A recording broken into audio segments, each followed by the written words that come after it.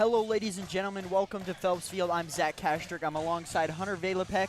The first round of state, the journey to Memorial Stadium, 4 games away until we have somebody crowned a champion, and we have the number 1 seed Westside Warriors taking on the Westview Wolverines. Their first year in Class A, also their first playoff game, and they're marching into Phelps Field.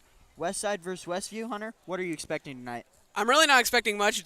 This is Westview's first playoff game, so it'll be a good time for them. First year in Class A, so this is a good accomplishment for them. But they're coming into one of the toughest environments ever in the state of Nebraska. Westside hasn't lost a game here since 2018 when Millard South came here and beat them. So this is not going to be the very greatest environment for Westview to come here and win. I'm not expecting much, but if Westview wants to maybe pull off a shocker here, they need to stop Westside's bounce attack. Jenkins has over 1,100 rushing yards in on the season, which is second in Class A, only to the running back for South Sioux City. And then also Braylon Warren, over 1,000 passing yards. He has been one of both sophomores, both really good playmakers. And it just doesn't stop for Westside. They have a really great receiving core. They have only allowed under 100 points on the defensive end. It's going to be a real tough time for Westview here tonight. And you mentioned the Westside offense led by Jenkins, Braylon Warren. You check the stats. The school record is just over 300 yards in a game for a rusher. Hunter, could we be on record watch with Jenkins tonight? Honestly, I would have to agree with that. Yeah, Jenkins is only sophomore, 2 more years to go. He's elusive. He can run the ball very effectively. He's only 5'8" on the depth chart, but he runs like he's 6'4". The record you said is 309 yards set by Dom Rizak, who's playing running back at Vanderbilt right now. But he put up 244 yards against his former team, the Crane Prep Blue Jays. And I think he could probably do it maybe next year, but if he wants to do it, this is a good team to do it against. And then led by Braylon Warren, but the Westside defense is just as good. Why don't you tell us a little bit about the Westside defense and who leads that team, Christian Jones? Yeah, Christian Jones, 4-star Nebraska commit. He's the leader. He's the main guy on this Westside defense. But Reed McIntyre, just a one tackle under Christian Jones. He's going to be that main high safety. Bryce Williams, 4 interceptions on the year. He had a pick 6 last week. Quinn Warren has 4 interceptions and 3 pick 6s on his own. Overall, this Westside team is very, very balanced on the defensive end, but it will be led by Christian Jones. And then looking over to Westview, the 16 seed, the new Class A school, first playoff games, led by quarterback Schaffer. What do you expect out of him and the Westview offense? Honestly, from looking at his stats, he's a good quarterback. He's thrown for over 1,000 yards. Westview hasn't played the greatest of teams at all. I feel like their best win was against Fremont. But if Schaffer can move the ball effectively, it'll be a big problem for the Westside defense. We saw that last week with Papio. They moved the ball very efficiently. They've had some 90-yard drive. Westside defense has been looking humans on some plays. They gave up a 97-yard touchdown against Central. They have been a little iffy on some of the passing attacks, but if they can stop the passing attack and stop Blake Smith on the ground, it'll be an easy win for them. And then you mentioned the ground game with Blake Smith. Damani Allen is the main receiver for these Westview Wolverines. What do you expect Schaffer to try and do tonight to beat this Westside defense, and how does that look beating Christian Jones, Reed McIntyre, and the Warrior defense? Yeah, it's really balanced attack. You're probably going to have Christian Jones on one of your better receivers. He can blitz you, but he can also drop back in coverage. He is a very fast outside linebacker. But Westside is very spread out, and for Schaffer to do whatever he can to do for Westview to win, he needs to distribute the ball evenly. Damani Allen, he's their best receiver, over 500 yards worth of offense, but they need to distribute the ball more evenly. And then Westview has run the ball very effectively, nearly 2,000 yards alone on the ground. But it will run through Blake Smith and Schaffer. And then we're in the state playoffs, Hunter. Why don't we talk a little bit about the state playoffs? We have the 1-16 match, but there's 14 other teams playing tonight, ranging from the 2 seed all the way down to the 15 seed.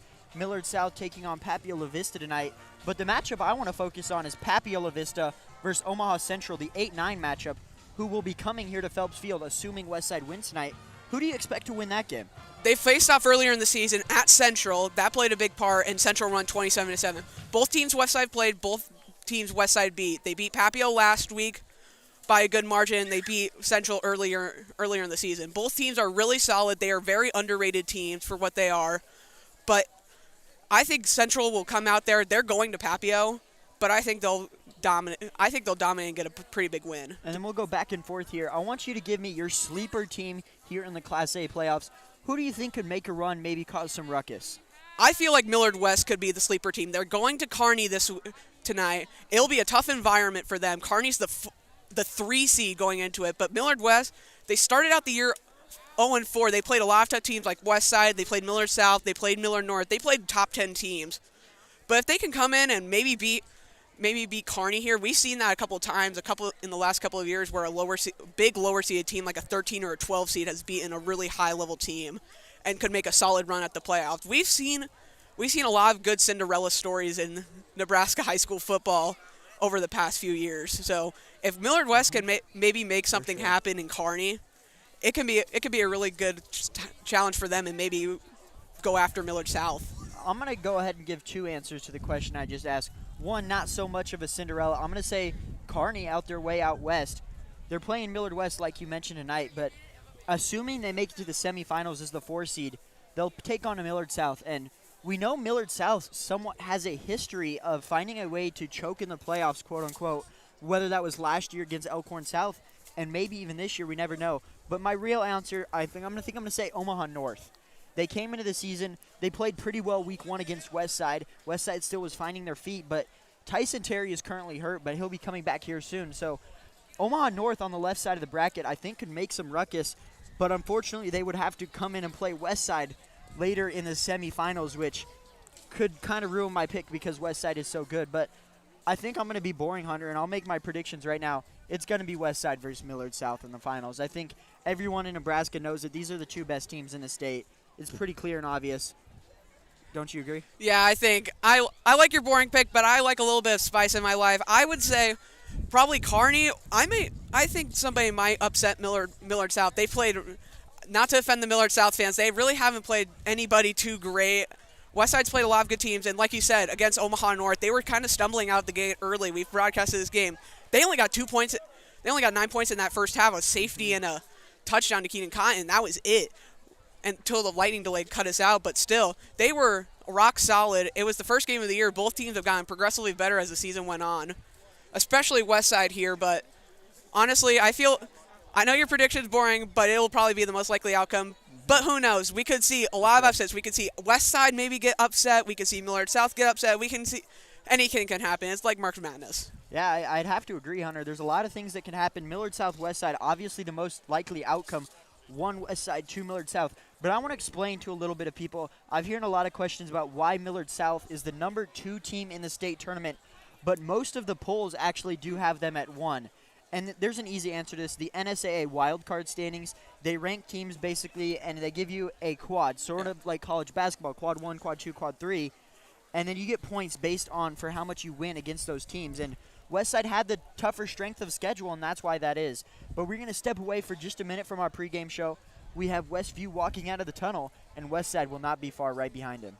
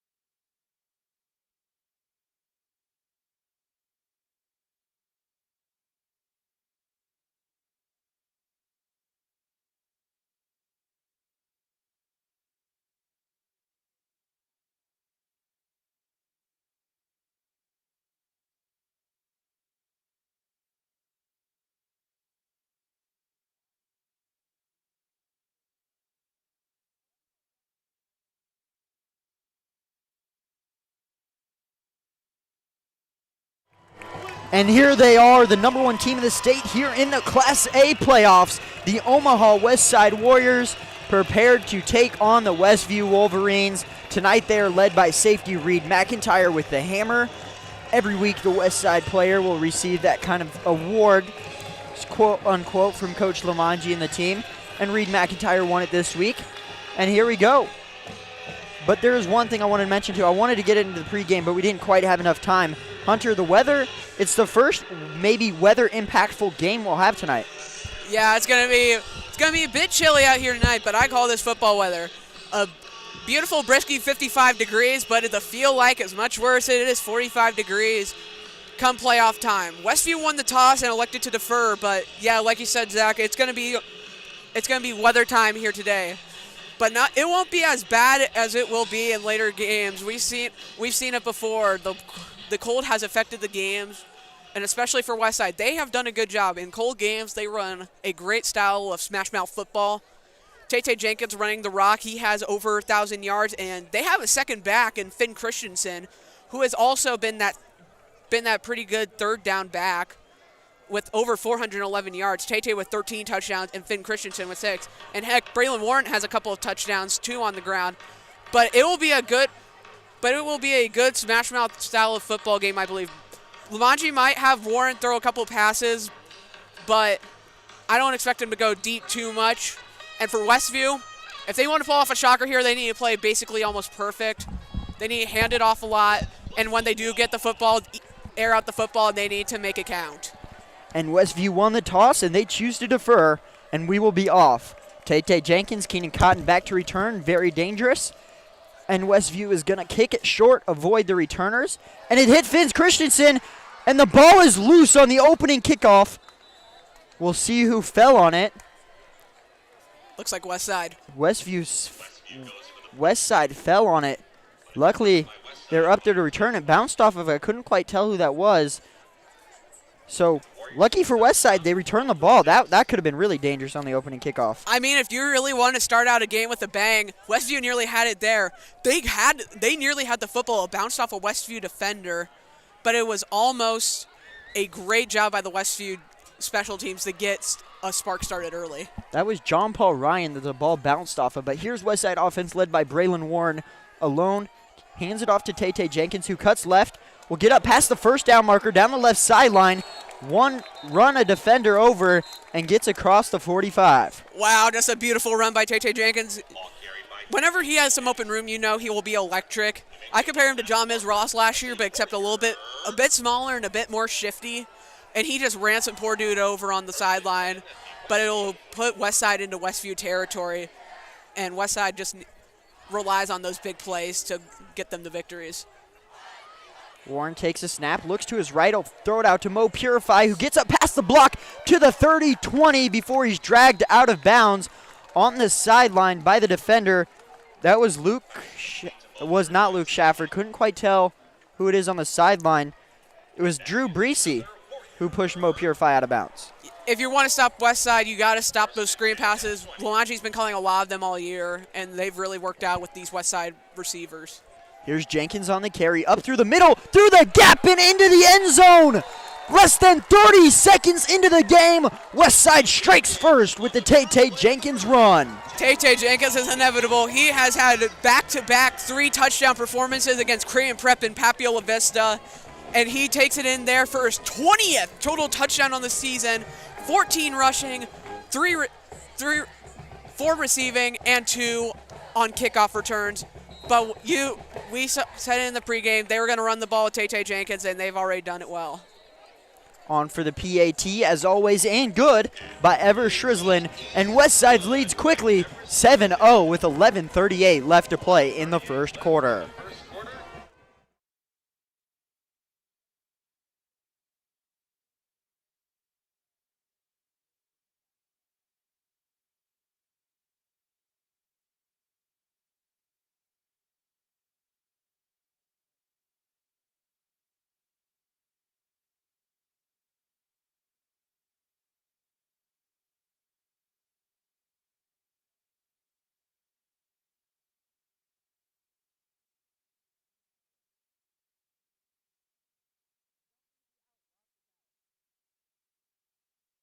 Westside strikes first, and they lead 7-0 over the 16 Westview Wolverines.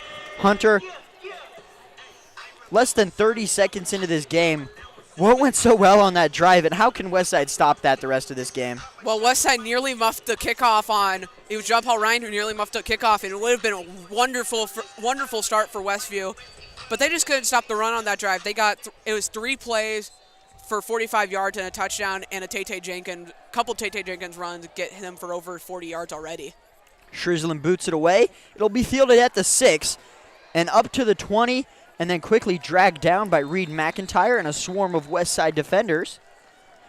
And that is where Westview will start their first drive. Luke Schaffer will come out onto the field to lead the Wolverines.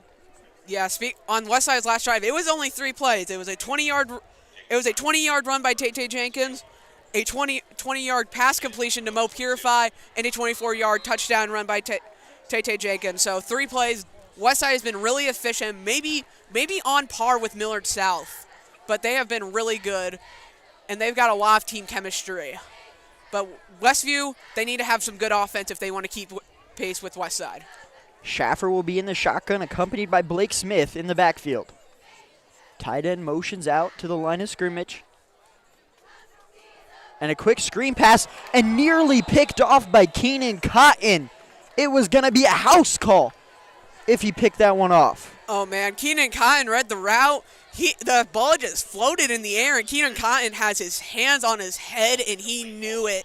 He could have had an interception, but it was so close, and you're right, it would have been a house call. He is one of the fastest, if not the fastest players in the state of Nebraska, and one of the fastest high school players, I believe, in the country. He was clocked top 3 fastest times just a few weeks ago in the Midwest. This time they'll hand it off to Smith. He picks up about 4 on second down. It'll bring up 3rd and 6 for the Wolverines. Yeah, and if you're Westview here, you do not want very long third downs, especially against this Westside defense.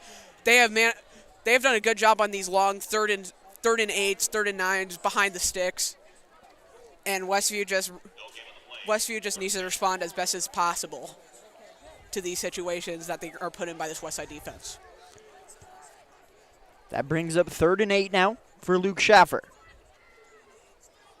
Shotgun snap, delayed handoff to Smith, and tipped down in the backfield by Charlie DiLorenzo, the initial person in the backfield.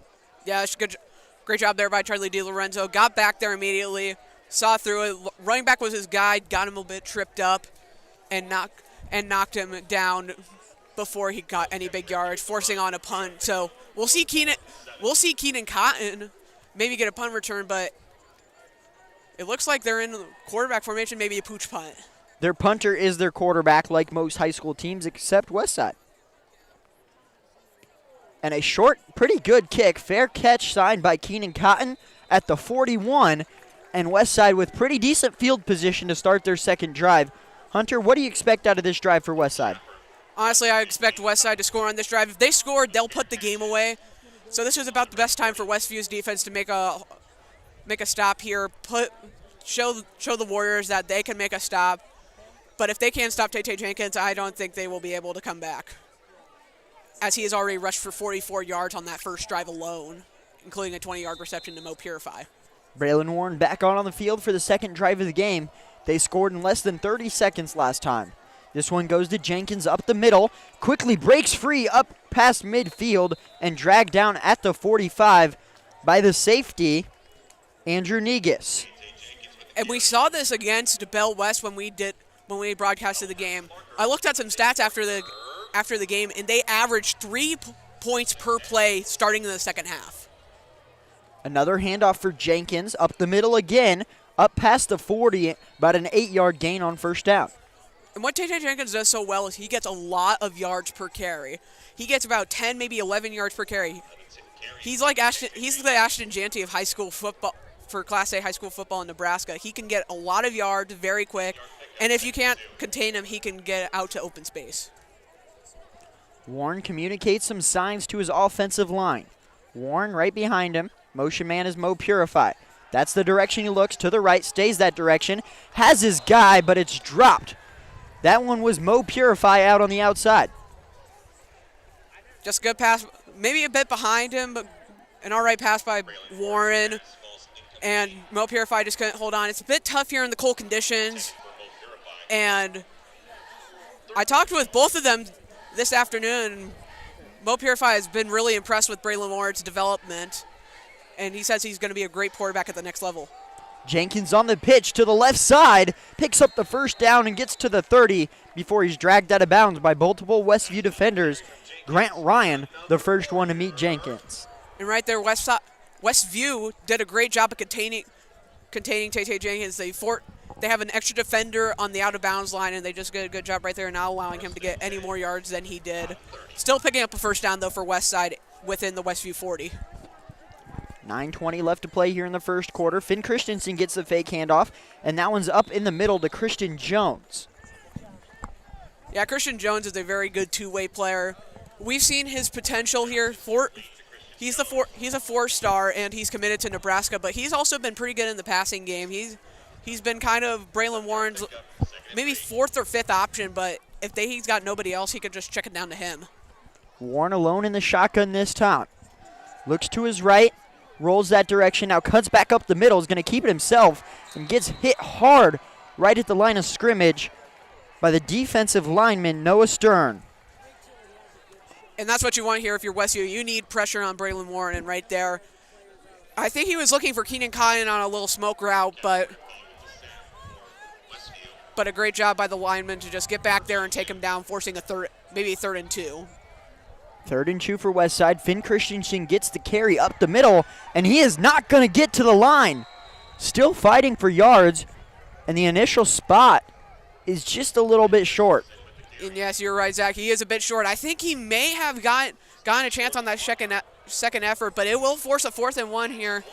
Maybe Westview can force a defiant stand here. But with Tay Jenkins in the backfield, you don't know if they're going to run it up the middle or just do a little flare-out pass to him. 4th and 1. Big play early in the game. Jenkins gets the carry, and he picks it up, and he's into the end zone. The second touchdown of the night for Tay Jenkins, and Westside leads 13-0. Like I said, you can rather run it up the middle. You can throw a screen pass to him. Whatever he can do, he can play football, and he takes it home. Great blocking, got a hole, and he just takes it in. He basically puts in no effort on those runs. He just gets good blocking, and he has all the room he has. Takes it in for the touchdown. Another great run by Tay Jenkins. Early 2 touchdowns. Shrislin's PAT is good. And that will put Westside on top 14-0. 7:48 to go, but that will put Tay Jenkins 95 yards already on the first 2 drives in the stat sheet. Maybe he's going for Dom Rizak's record. Westside leads 14-0 with 7:48 left to play. We're going to take a quick break here on the WTV Live Network.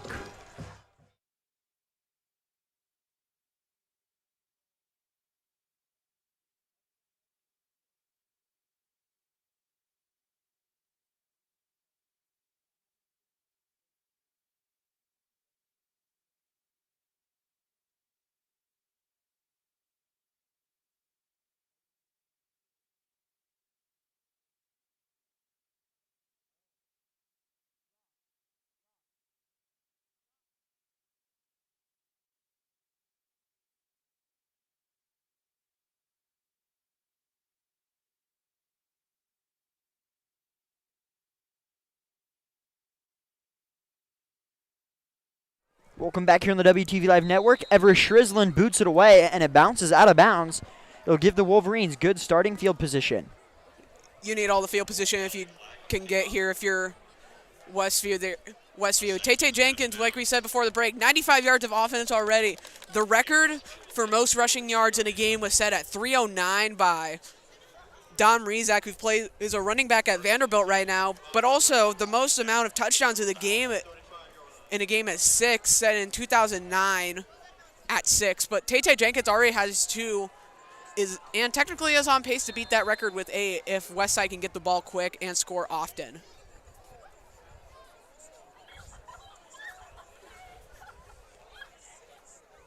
Schaffer in the shotgun, Blake Smith's going to get the carry to start the drive, and he'll pick up about 1 on first down. Yeah, Westside's done a really good job at getting those first down plays, just not getting them good yards. Whenever Westside gives up about 9 or 10 on a first down per couple times per drive, it's really good. It's really good for the opposing team, and we've seen that a couple times here against Westside's defense. Schaffer, low snap, picks it up off the floor, running around to save his life. He's out to the 30, and it's deflected. The ball's loose, and it's picked off. Big man pick for Westside. They're going to take over at the 34-yard line.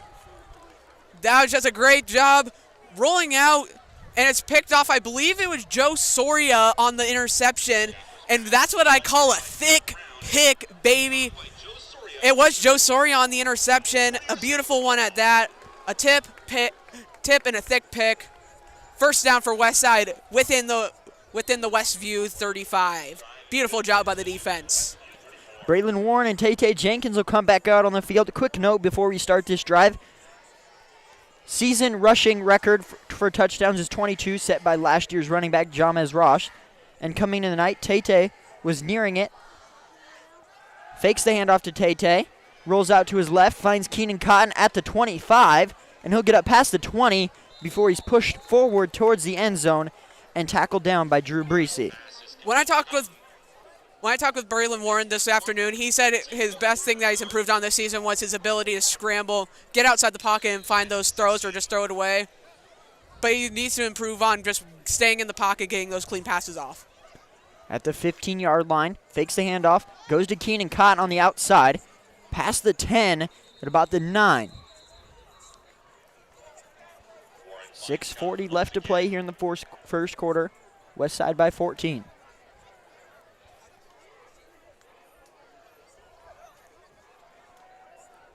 Second and 3 now for the Warriors at the 8-yard line. Warren stops, will get a sign from his coaches on the sideline. Communicates it to the O-line and gets set in the shotgun. Pressure coming, gets rid of it to Christian Jones. That's Quentin Warren, inside the 5-yard line. And Westside's now at the 3. Now here's where Westside is really dominant. They have a really balanced game. So they can rather run it down your throat with Tay Jenkins, who is really good with making space, even at his stature of 5'8", or they will just throw a quick pass to any of their receivers, and Braylon Warren does a great job at those quick passes. Jenkins gets the carry up the middle, and number 3 for Tay Jenkins. He has 3 scores less than 7 minutes into the ball game. Once again, Tay Jenkins, another 3-touchdown performance, trifecta for the touchdowns. Call that a triple T right there, and Westside is up 20-0 pending the extra point, but good blocking. And I think Tay Jenkins is just going to go after that record today. Shrislin gets the AIPAT through, and Westside leads 21-0 with 5:51 to play.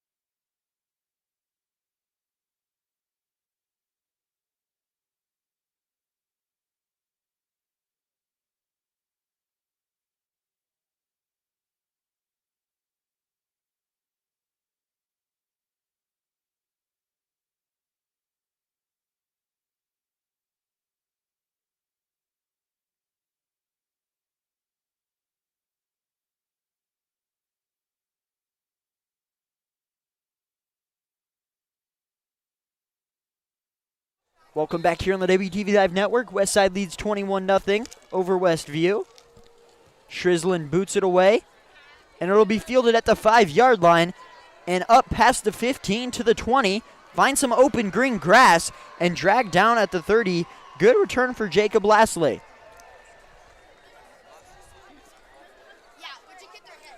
Yeah, great job there on the return by Lasley. Just got some open space and could have had, if he would have been a little bit faster and a little bit more explosive, could have gotten past John Paul Ryan, but just a good tackle by him. Westview gets good field position at their own 32. As we have other games happening right now, and nothing of note here in the first quarter, but right now my dark horse prediction is losing 7-0 Kearney over Millard West and 7-0 Omaha North over Lincoln East. Those are about the two best score updates we got right now. Shafford comes out on the field, nearly threw a pick six on the last drive, got lucky. Keenan Cotton dropped it. Shafford takes the snap, hands it off to Smith, and he'll pick up a solid 5 on first down. Yeah, Westview just needs to get gain as much ground as they can on these first downs. In their 2 drives, they've stalled out. They couldn't get many first downs. They could barely get any yards on first down, and then they just threw an interception off a tip on the second drive. But right now, we're expecting what we expected out of Westside here today. 5:15 left to play here in the first quarter. Westside by 21. Schaffer in the shotgun. 2 receivers to his right, 1 to his left. Blake Smith on his right hip. Takes the snap. And the ball is on the floor, recovered by Westside. A handoff gone wrong. And Westside takes over at the 34-yard line. And that's Joe Soria again. He got the interception off the tip. So a thick pick on the first one, and then a fumble recovery on the second one. 2 turnovers for Joe Soria, and will set up Westside with even better field position once again within the Westview 35. Not what you want here if you're the Wolverines. They needed to play perfect football if they wanted to have a shot with Westside, and right now they are committing way too many turnovers and giving up way too many yards. Westside back out on the field. Motion man is Keenan Cotton. Warren takes the snap, hands the ball off to Jenkins, who's tackled down just past the line of scrimmage, a gain of 2. And on the tackle for Westview was Elijah Milburn. Once again, that's just a good job by Westview to just contain Tate Jenkins. One of the first times they've done it today, and if they can get it within 4 minutes here, I don't know what the record is, but Tate Jenkins could have 4 touchdowns in the first quarter. He's accounted for all Westside points today, except the extra points. 2 receivers set. Eli Johnson motions in. Braylon Warren looks that way, steps up into the pocket, and is going to be dragged down in the backfield. Aaron Koala on the tackle and the sack. Right there, just a little bit of a little safety blitz off the edge. Warren didn't expect it off his blind side. And Koala just got back there, laid down the hammer, dragged Braylon down by his collarbone, and will make it 3rd and 11, the longest third down that they have today. 3rd and 11 for Braylon Warren and Westside. Play action pass, pressure coming, screen pass to Christian Jones, and he's going to pick up the first down. Gets to the 20, an extra 2 yards to move the chains. Even on a screen pass, they managed to get that first down. They've done a really good job.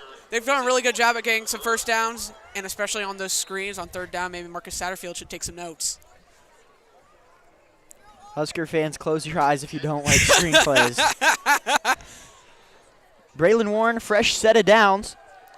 Pressure coming again. This time he escapes, but no, he can't. Another sack for Aaron Koala, pushing Westside back about 7 more yards.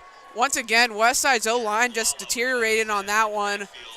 In the third Westview sack, their defensive line has done a really good job at getting past, and maybe something Westside could pick up the slack for, train for, against their quarterfinal matchup against rather Papillion Vista or Omaha Central. Finn Christensen gets the carry for the first time on the drive. He's going to get just past the original line of scrimmage up to about the 26-yard line. Hunter, you got a score update in the matchup that could be playing Westside here next week. Yeah, 7-0.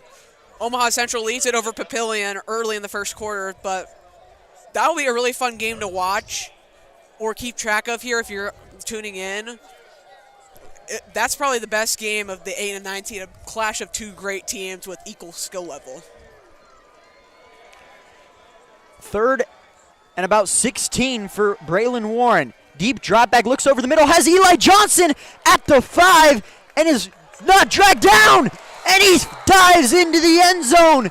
Eli Johnson from 25 yards out, and it's 27-0 Westside. Once again, a great job by Warren to extend the play. Found Eli Johnson wide open over the middle and just took it right in for the touchdown. 27-0 pending the extra point in the first quarter. Westside showing why they are number one. Shrislin remains perfect on PATs, and Westside leads 28-0, 10 minutes into the first quarter. 2:19 to play, Westside by 28.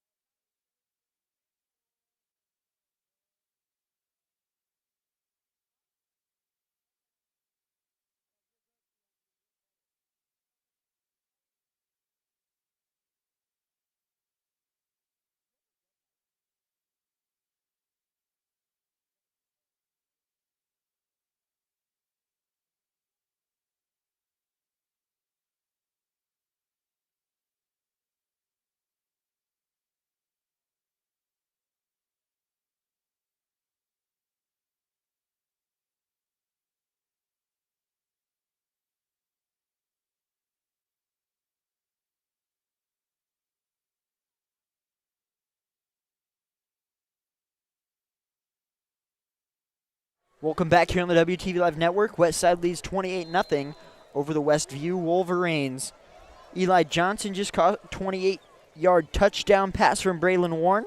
Shrislin boots this away, bobbled but returned at the 10, up to about the 15. Reed McIntyre and a bunch of Westside guys push him out of bounds. On the return, another decent one, Jacob Lastly.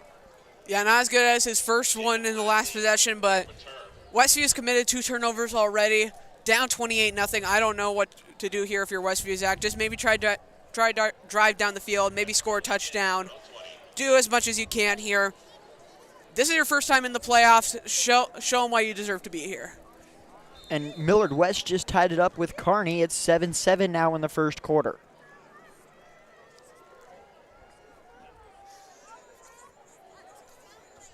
Westview back on the field. Luke Schaffer back in at quarterback. Smith will motion up to his left hip. He'll get the carry, but he's going to go nowhere. A gain of 1, and Christian Jones is right there to bring him down. Yeah, this is what you exactly want to see if you're a Nebraska fan right now. Christian Jones, he'll be a freshman next year. He's graduating early at the end of the first semester, but he is a force to be reckoned with. He's a fast linebacker, but he can also drop back in coverage. He's your kind of like your 5-tool linebacker. He can do it all. You mentioned he's graduating at semester. He's going to go join Coach Rule early, get some skills down in Lincoln before the season starts. Maybe you'll see him on the field next year. Schaffer will take the snap, deep drop back all the way to the 5, finds Smith on the screen pass, has some blockers, and he's going to get about 4 or 5 before he's brought down, and it's going to bring up 3rd and 5. I saw there Joe Soria leaped up and nearly got the tip and interception again, but Burke Brown gets the stop there, forcing a 3rd and 7, about 1:10 left to go, 28-0 the Warriors lead. In this very uneventful playoff game, except for Tay Jenkins. But it'll be fun to see who Westside plays next week, though. That should be a really good game, either team, who played Westside really good in both first halves. Deep drop back for Schaffer, going deep. And nowhere to go. Reed McIntyre in coverage, looking for Damani Allen, his main target, down the field, and that's going to bring up 4th down. Yeah, I like the call there if you're Coach Ryan. Just go deep. Go deep. You got nothing to lose. Looking for Allen. Just a great job there by Reed McIntyre to stop it down, get some good coverage, and make it a 4th and very long. 45 seconds left to go. I wouldn't expect them to kick it to Keenan Cotton too much. 4th and 7. Schaffer drops back into pump formation. And he'll boot it away. Keenan Cotton running backwards. It's going to bounce at the 40. He's going to pick it up. A chance to return for Keenan Cotton. He's going to bounce up the middle, and he's going to be dragged down by a couple of Westview defenders. Jacob Lastly one of the guys in there. And another Westview defender in there, Nick Krapfel. Yeah, once again, another great punt, and that's probably Westside's worst field position for the first start of the game, starting at their own 44, which is pretty bad if you're Westview. But another score update: Omaha North scores another touchdown and is currently leading Lincoln East 14-0 at North. Westside back out once again. They're 4 for 4 with touchdown drives so far tonight. Jenkins going to get the carry, and he's going to break free up past midfield, past the 45, and to the 44 before he's wrapped up and dragged down by Kevin Rempe. Another great run there by Tate Jenkins. Another big gain of 12. And I talked with some players today. I expect them to get as many reps as possible, unless if this game is an absolute blowout. All of the starters will probably stay in for most of the game. And a pre-snap penalty will be thrown. Far official on the right side of the field. And he motions false start.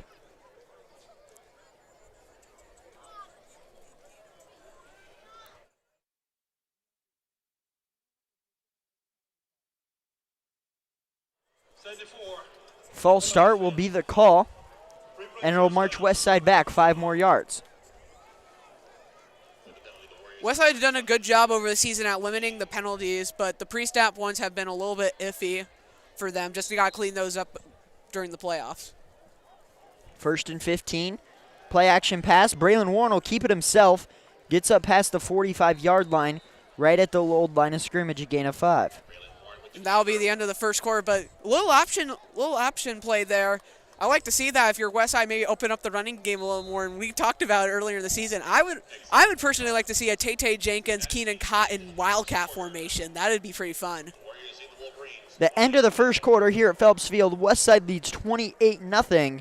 We'll have the second quarter when we come back. You're listening to Westside Football on the WTV Live Network.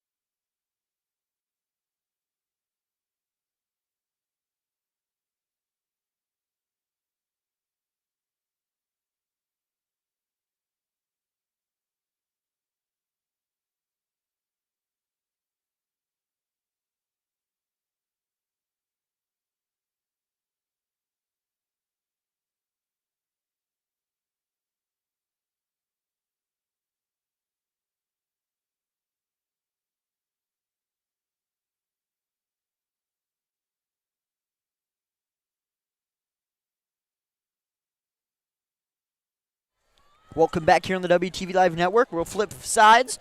Braylon Warren rolls out to his left, goes down the field, finds Keenan Cotton, who cuts back towards the middle, makes another man miss, and finally dragged down from behind from the trailing defender on the tackle, I believe was Drew Breesy. Keenan Cotton has been the leading receiver today and in general for the Westside offense. He has done a really good job. He gets out into a lot. He gets a lot of good open space and just a great player in general. I'm surprised he doesn't have more D1 offers with his mobility.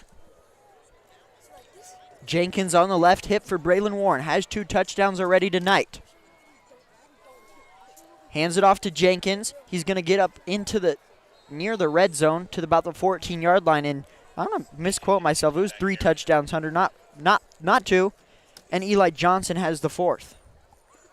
Yeah, if Tate Jenkins can do what he did last quarter, he could very well break the record for most touchdowns in the game. It was set at 6 in 2009 against Omaha Bryan. This one's going to be a slant pattern out towards the left. The pass falls incomplete. Good coverage outside. Pass was going towards Eli Johnson. That'll bring up 3rd and 7 at the 13-yard line.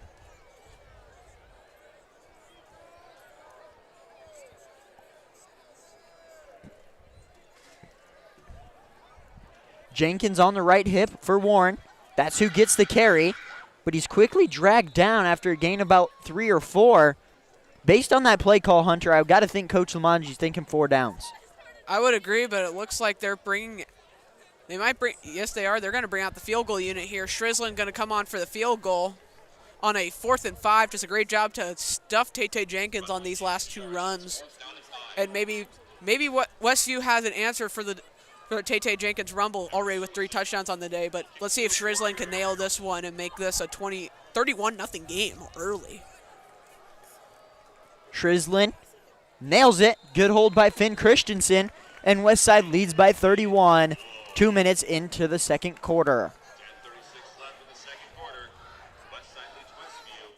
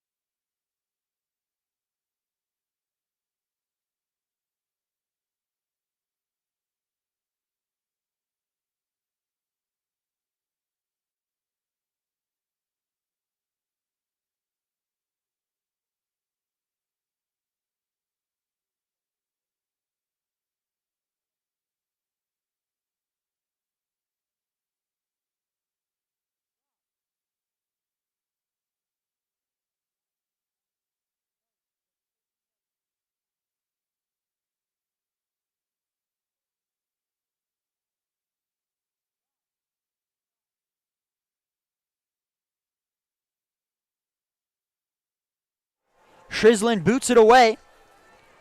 And this one's going to be returned at the 4-yard line once again.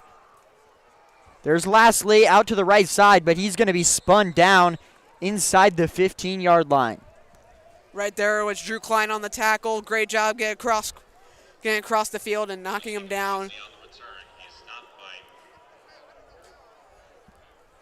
And just a beautiful job by Westside special teams today just to be out there and being ready to go.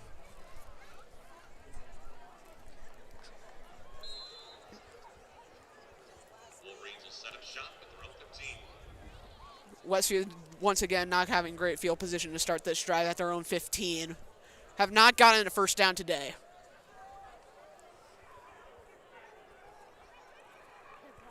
Schaffer in the shotgun, standing at about the 10-yard line. Double motion men. Takes the snap, will hand it off to Smith, and he goes nowhere. We've had all those score updates. The only thing of note, Creighton Prep and Elkhorn South are not active. They kick off tonight at 8 o'clock, not 7 o'clock like most schools. Yeah, that is pretty weird, but another score update. It's the number 2, which some people think is number 1. Millard South is up 14-6 over Papio South, which Papio South did score first.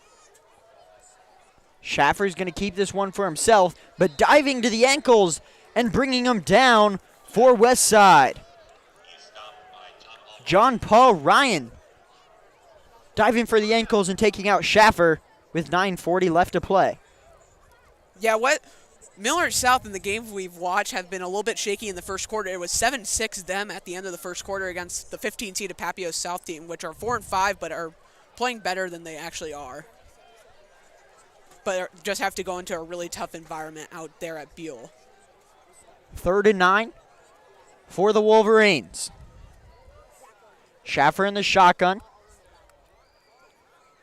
He's going to drop back, look to his right, go that direction, looking downfield, but way overthrown, nowhere near his receiver.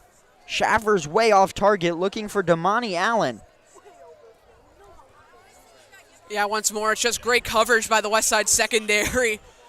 And right there was Charlie DiLorenzo. Westview and almost every other offense has been attacking him. Brand new starter for Westside this season, but has risen to the challenge. Got a pick 6 a couple weeks ago against Creighton Prep, but it'll put on Westview another punt. Still without a first down, Zach. Keenan Cotton standing at the midfield W, hoping for good field position and a pre-snap penalty. It's going to be a false start.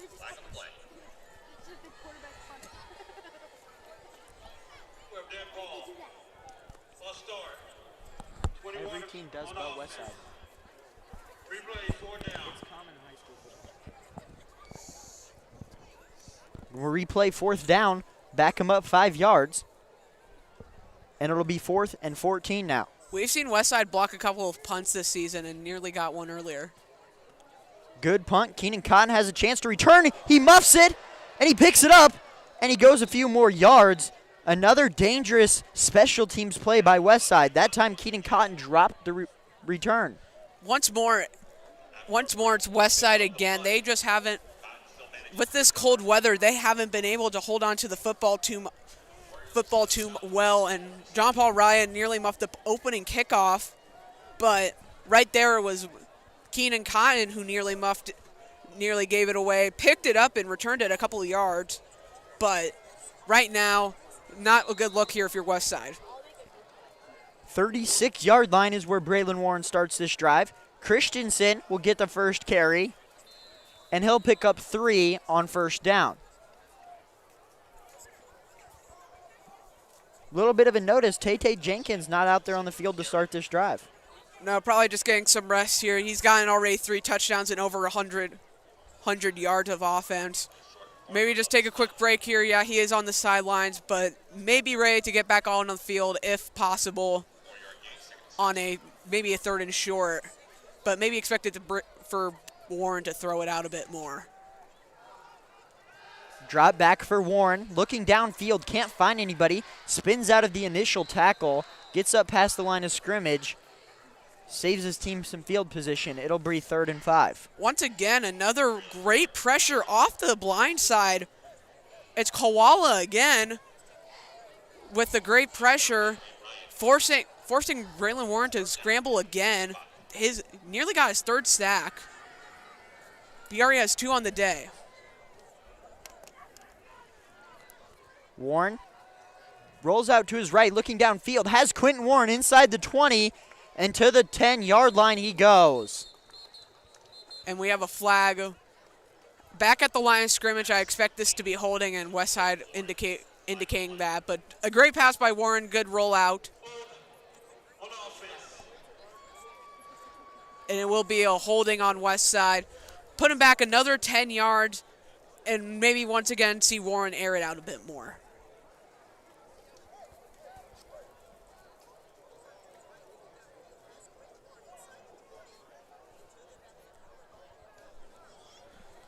The penalty will back Westside up, negate. 6 on offense.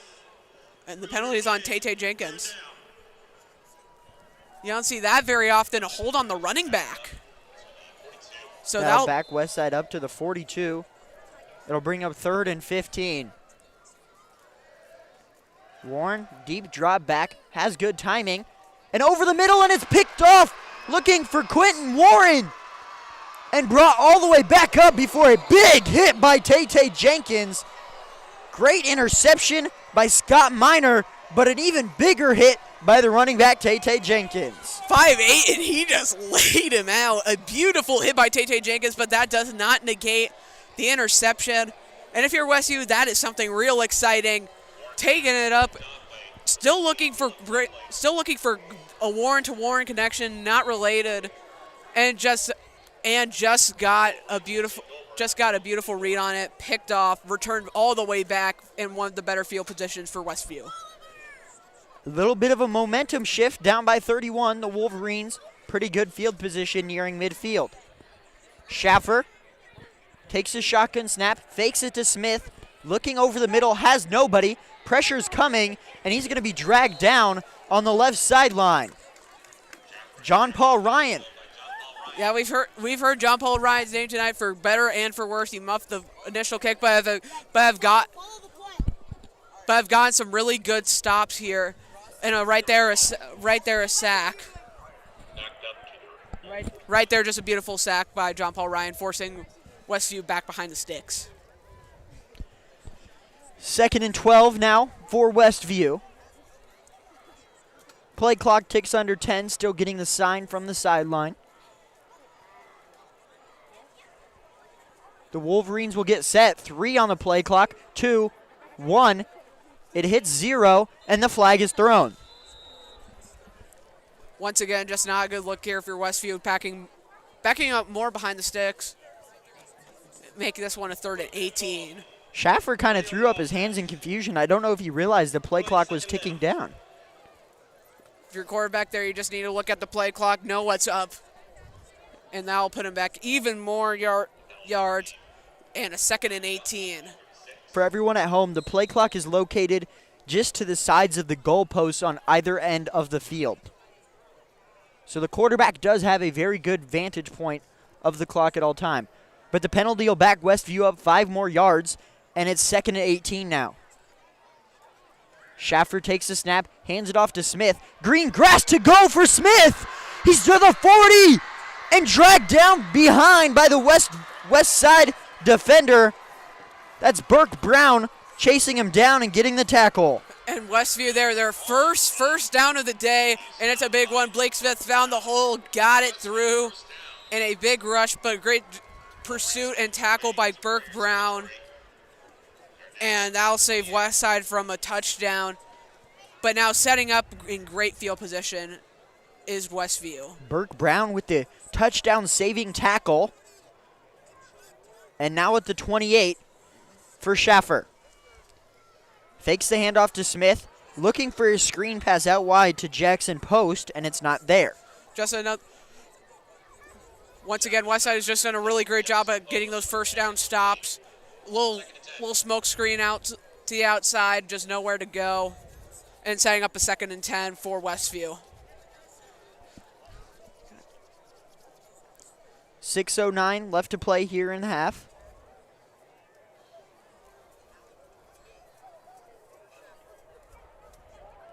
Schaffer in the shotgun, 2nd and 10. Smith's going to get the handoff. This time he has no green grass, and he's going to be brought down in the backfield by a brick wall of black defenders. And if you're Westview here, you probably just want to go for it on this. If you get it to 4th down, maybe you pick up the 1st down, but I'd just say go for it. You really got nothing to lose here.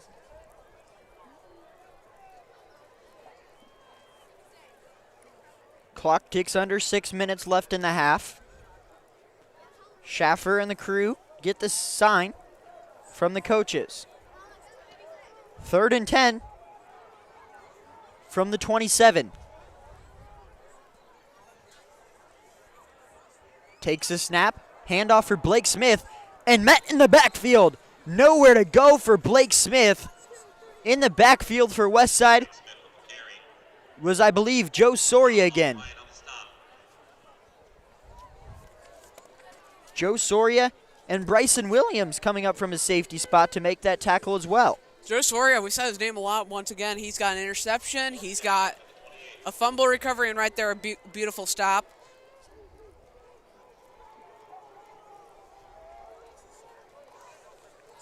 And now 4th and 10 for the Wolverines. Westside could get the ball back here. Damon Benning, a defensive coordinator, jumping on his feet. Pressure coming off the edge. There's Quentin Warren. Rolls back out to his right. Has to get rid of it.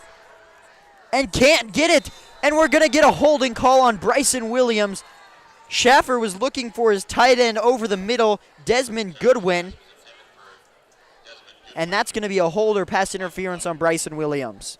No matter what, it's an automatic 1st down, but just a bad penalty there by Westside. Great job to extend the play by Schaffer, avoiding Quentin Warren and giving Westview the chance at the penalty, or getting Westview a chance at catching it, but eventually getting the penalty. And yeah, it will move Westview up 15 yards in a 1st down. It will be pass interference, I believe, like you said, on Bryce Williams.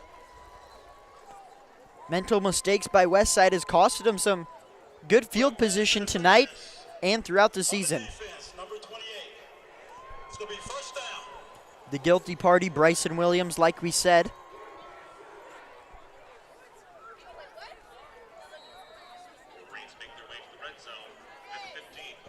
And now inside the 15 for Luke Schaffer and his Wolverine offense.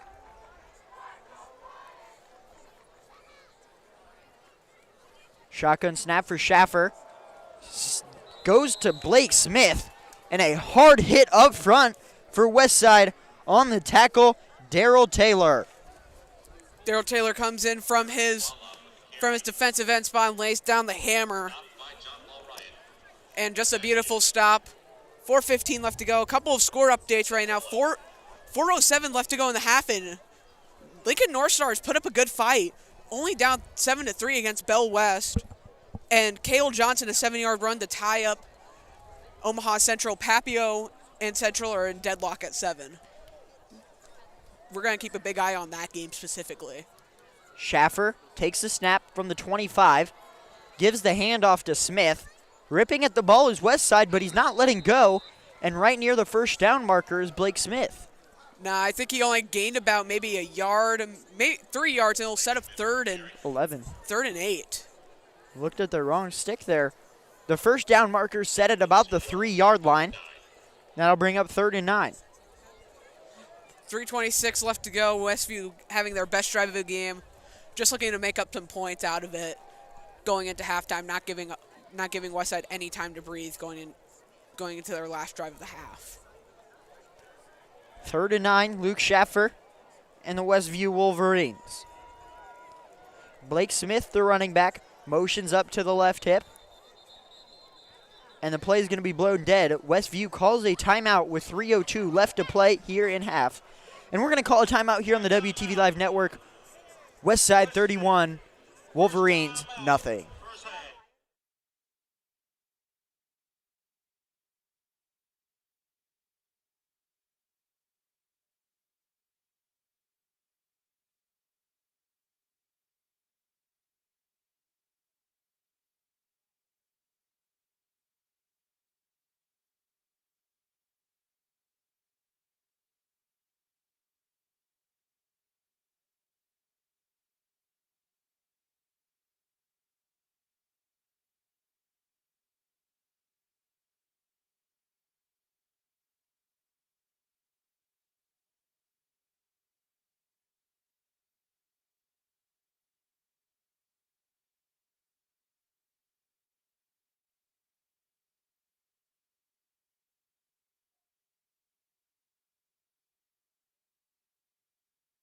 Welcome back here on the WTV Live Network. Westside leads 31-0, 3:01 left to play here in the first half.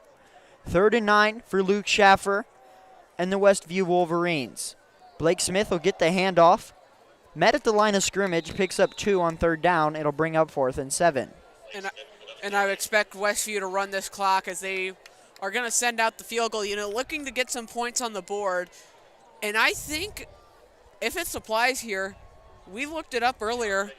Earlier in the season, there was a missed field goal by Everett Shrislin, and instead of getting the ball at the 30-yard line, they got the ball at the 20, which was the touchback point.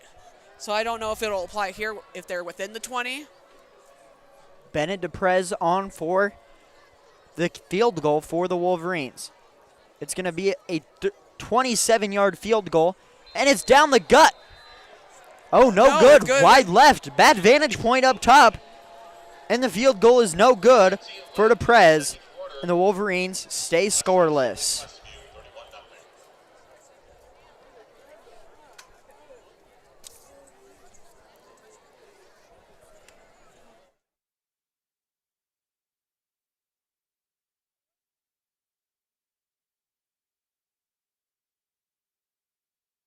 Do you think they're going to drive?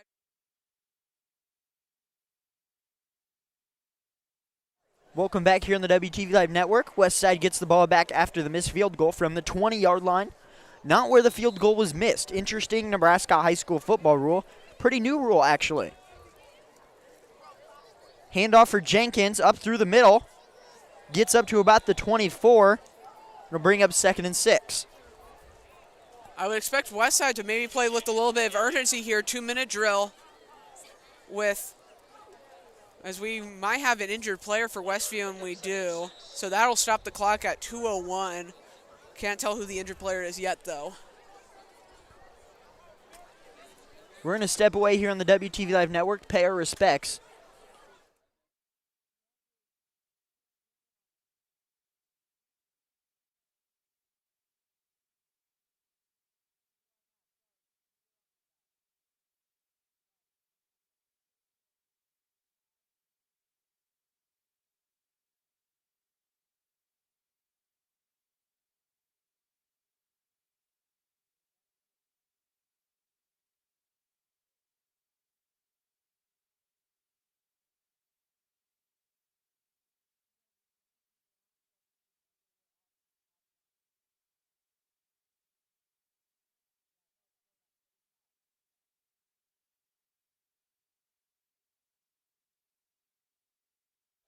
Welcome back here to the WTV Live Network. Jaden Coltrane off on his own power. They were stretching out his leg, so hopefully it's just cramps for Coltrane. 2:01 will be left to play here on the WTV Live Network. 31-0, Westside with the lead. All 3 timeouts for Coach Lamanji and Braylon Warren in the Westside offense. Looking to put more points on the board to end the first half. Jenkins gets another carry. This time he has a lot more green grass, and he's up near the 40-yard line, the 38. Once again, Tay Jenkins is putting on a show. Another big hit stick on a Wolverine defender, and he has just been putting the hit stick on as we'll have a Tay Jenkins' little hand warmer pockets fell off his waist on that run. You don't see that every day. Coach Lamanji goes and retrieves it. Attaboy, Coach. Yes, sir. Clock resumes. It's 1:45 left to play from the 37-yard line. Jet sweep for Keenan Cotton. He's got a lot of green grass down the right sideline across midfield and finally dragged out of bounds on the right sideline by Scott Miner. You don't see Westside run many jet sweeps, but when they do, they run it very effectively. Usually, mostly, always to Keenan Cotton. And we've seen it before. Back when they played Creighton Prep, they were up by a lot, and they had about 20 seconds. They ran 2 plays, both runs, one technically a jet sweep pass for a touchdown. Another run for Tay Jenkins up past the 40. Clock ticks under a minute 25. Still plenty of time with 3 timeouts. And Coach Lamanji is going to call one right there with a minute 20 on the scoreboard. And we're going to call a timeout here on the WTV Live Network. You're listening to Westside Football.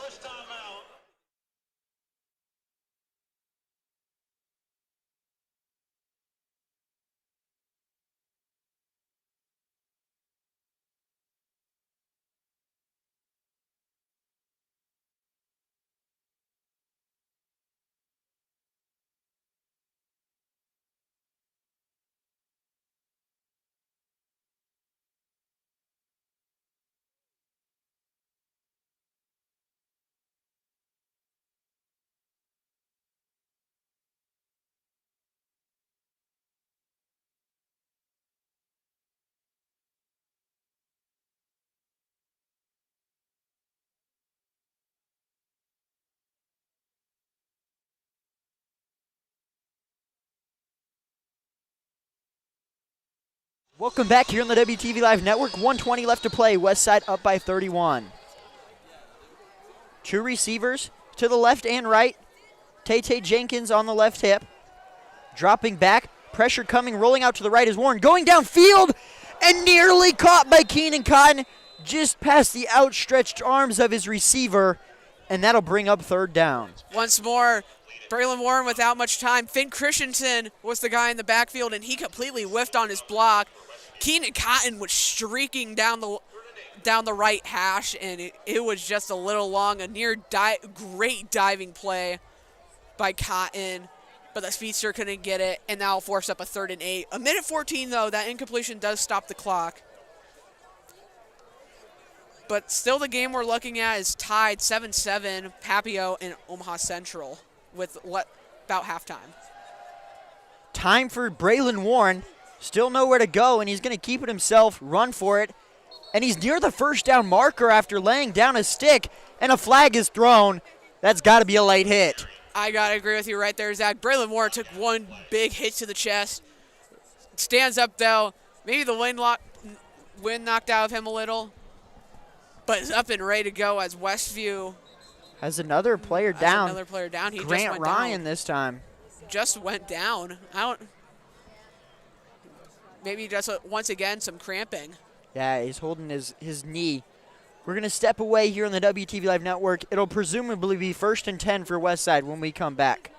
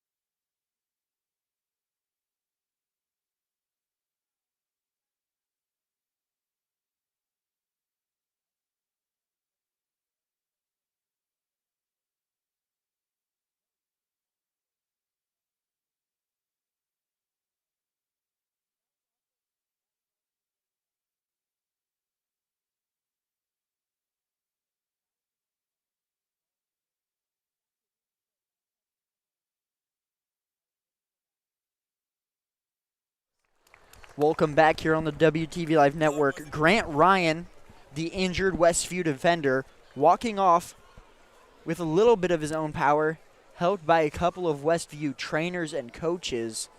A little bit of a scary sight. We all hope he's okay. Back to the action. 1:06 left to play in the first half. 31-0, Westside with the lead. 2 timeouts and a 1st and 10 for Westside after the penalty, which was confirmed, a late hit on Braylon Warren on the right sideline. Yeah, that'll give Westside a big first down and great field position within the red zone, as just kicking off 8 p.m. Elkhorn South and Prep should be a pretty good game. Tay Jenkins, the running back, on the right hip for Warren.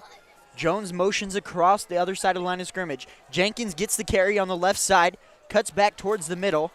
Not a lot of room to go, but picking up about 4 on first down. Westview has done a really great job in this second quarter of stopping Tay Jenkins. Almost 140 rushing yards, as Westside's going to go with the hurry-up offense. Clock, 45 seconds left to go. Braylon Warren, pressure coming, and he's not quite going down, and he does.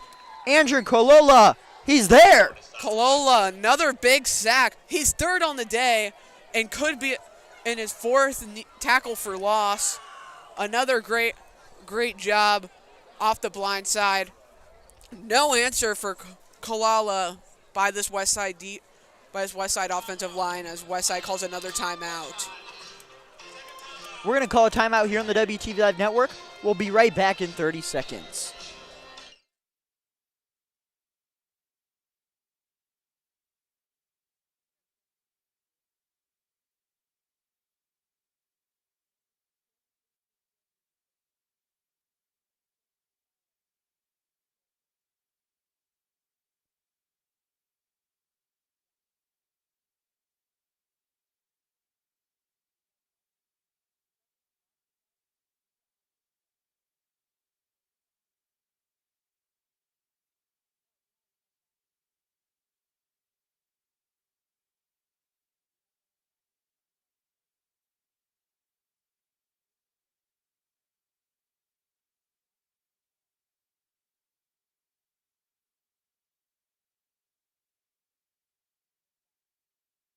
Welcome back here on the WTV Live Network. Westside faces a 3rd and 7 with 36 seconds to go.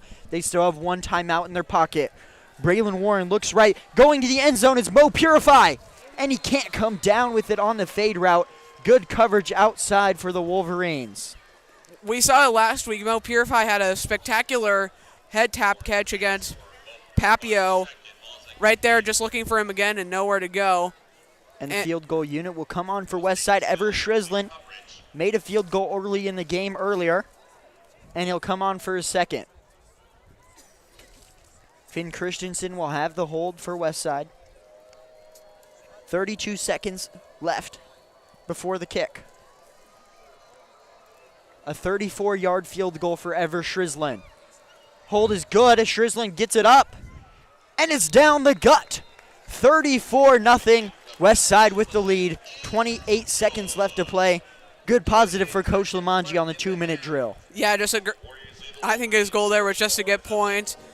And Westview's done a great job. Westside has scored 28 points in that first quarter by 3 touchdowns by Tay Jenkins. They've done a great job there of just containing him. They got a turnover, which was a good positive for them. But Westside drives down the field, gets to score the field goal with 28 seconds left. I'd just imagine the Wolverines would kneel it down, take it into halftime. And technically the clock won't be a running clock to start the second half if the score holds. Yeah, you need a 35-point lead to have a running clock, and it's only 34. So maybe Westside can put up some more points. We don't know yet. But we'll give you some score updates from around the Class A playoffs at halftime as well. Shrislin ready to boot it away from the 40-yard line. 2 men back to return for the Wolverines. A low line drive kick bounces at the 15 and bounces out of bounds at the 3-yard line. So Westview will start with good field position. Only 28 seconds left to play and 2 timeouts to work with for Coach Ryan Hoden.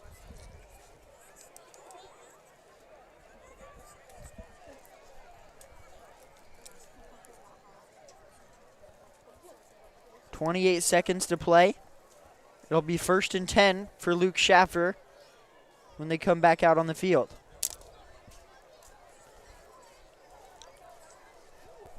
They'll start from the 35 after the illegal kick out of bounds.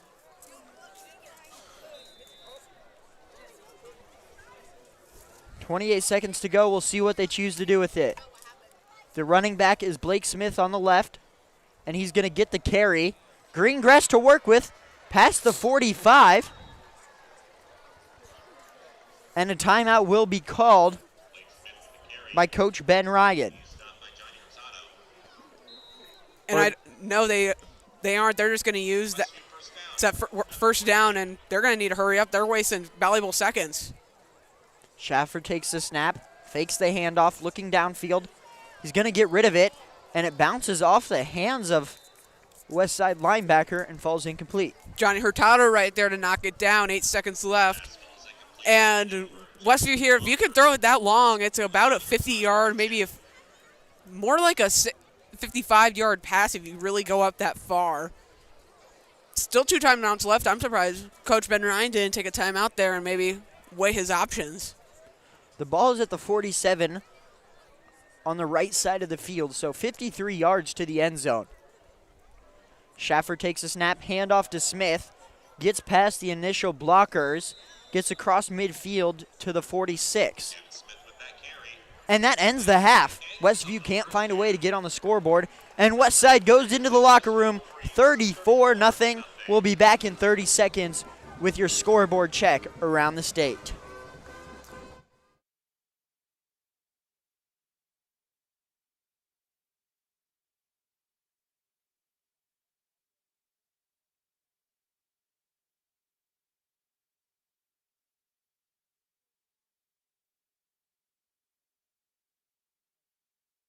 Welcome back here on the WTV Live Network. Westside leads 34-0 at the half. I'm going to throw it over to Hunter Valapek for our scoreboard update in the Class A playoffs. Yeah, Class A playoffs are always a great time, and we've got some good ones here. Right now, Millard South, the 2 seed, beating the 15-seeded Papio South Titans 27-12 28-12, excuse me, at the end of about halftime. A bit of a shocker here. Lincoln North Star is keeping it close with Bell West. At 6-7, Bell West is winning there. Millard North, who was the lower seeded team coming into the game, currently leads 10-0 right now over Lincoln Southeast. Westside leading 34-0 over Westview right now. Omaha North beating Lincoln East 28-10. In the game, I was kind of looking at the most Kearney and Millard West. It's 14-7. Kearney leads it over Millard West. And then Papio La Vista, and Omaha Central are currently tied at halftime at 7 apiece. Thank you so much, Hunter. We're going to turn it over. This is the Westview dance team. Westsides won't be far behind.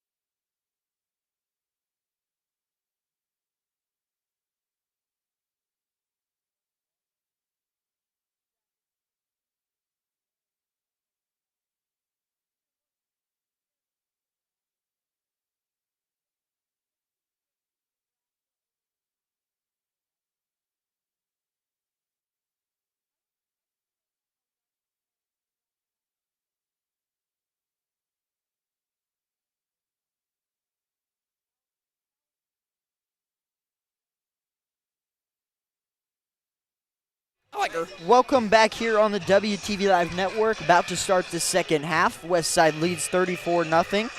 But we're going to go over a few stats here, presented by Zachary Kastrick with your stat read. Starting off with passing for Westside. 9 of 14 and 1 interception is Braylon Warren, 147 yards and a touchdown for those 9 completions. Rushing for Westside, led by Tay Jenkins on 15 carries, 143 yards, averaging 9.5, and he has 3 tutties. Finn Christensen, 3 carries, 8 yards. And receiving for Westside, that one's led by Keenan Cotton, 4 receptions for 72 yards. Eli Johnson, 27 yards on 1 reception, 22 yards for Christian Jones, and 20 for Mo Purify. Back to Westview, the Wolverines, the 16 seed. Luke Schaffer only completed 1 pass for 4 yards, and he threw an interception on 7 attempts. Rushing for Westview is led by Kevin Rempe with 37 yards on 2 runs, just 2, averaging 18.5. Blake Smith, the workhorse, 10 carries for 23 yards. And receiving for Westside, the only reception for Westview, Blake Smith out of the backfield for 4 yards. On the defensive end, though, Joe Soria has a fumble recovery, and 1 interception for Westside. And Westview has a fumble that Luke Schaefer gave off. That was recovered by Joe Soria. Tackles for Westside is led by, and we don't have tackles in our stat box yet. Isn't that so fun, Hunter? That's very fun. So we have no tackle numbers. Oh, we do have tackle numbers. They just appeared. How funny.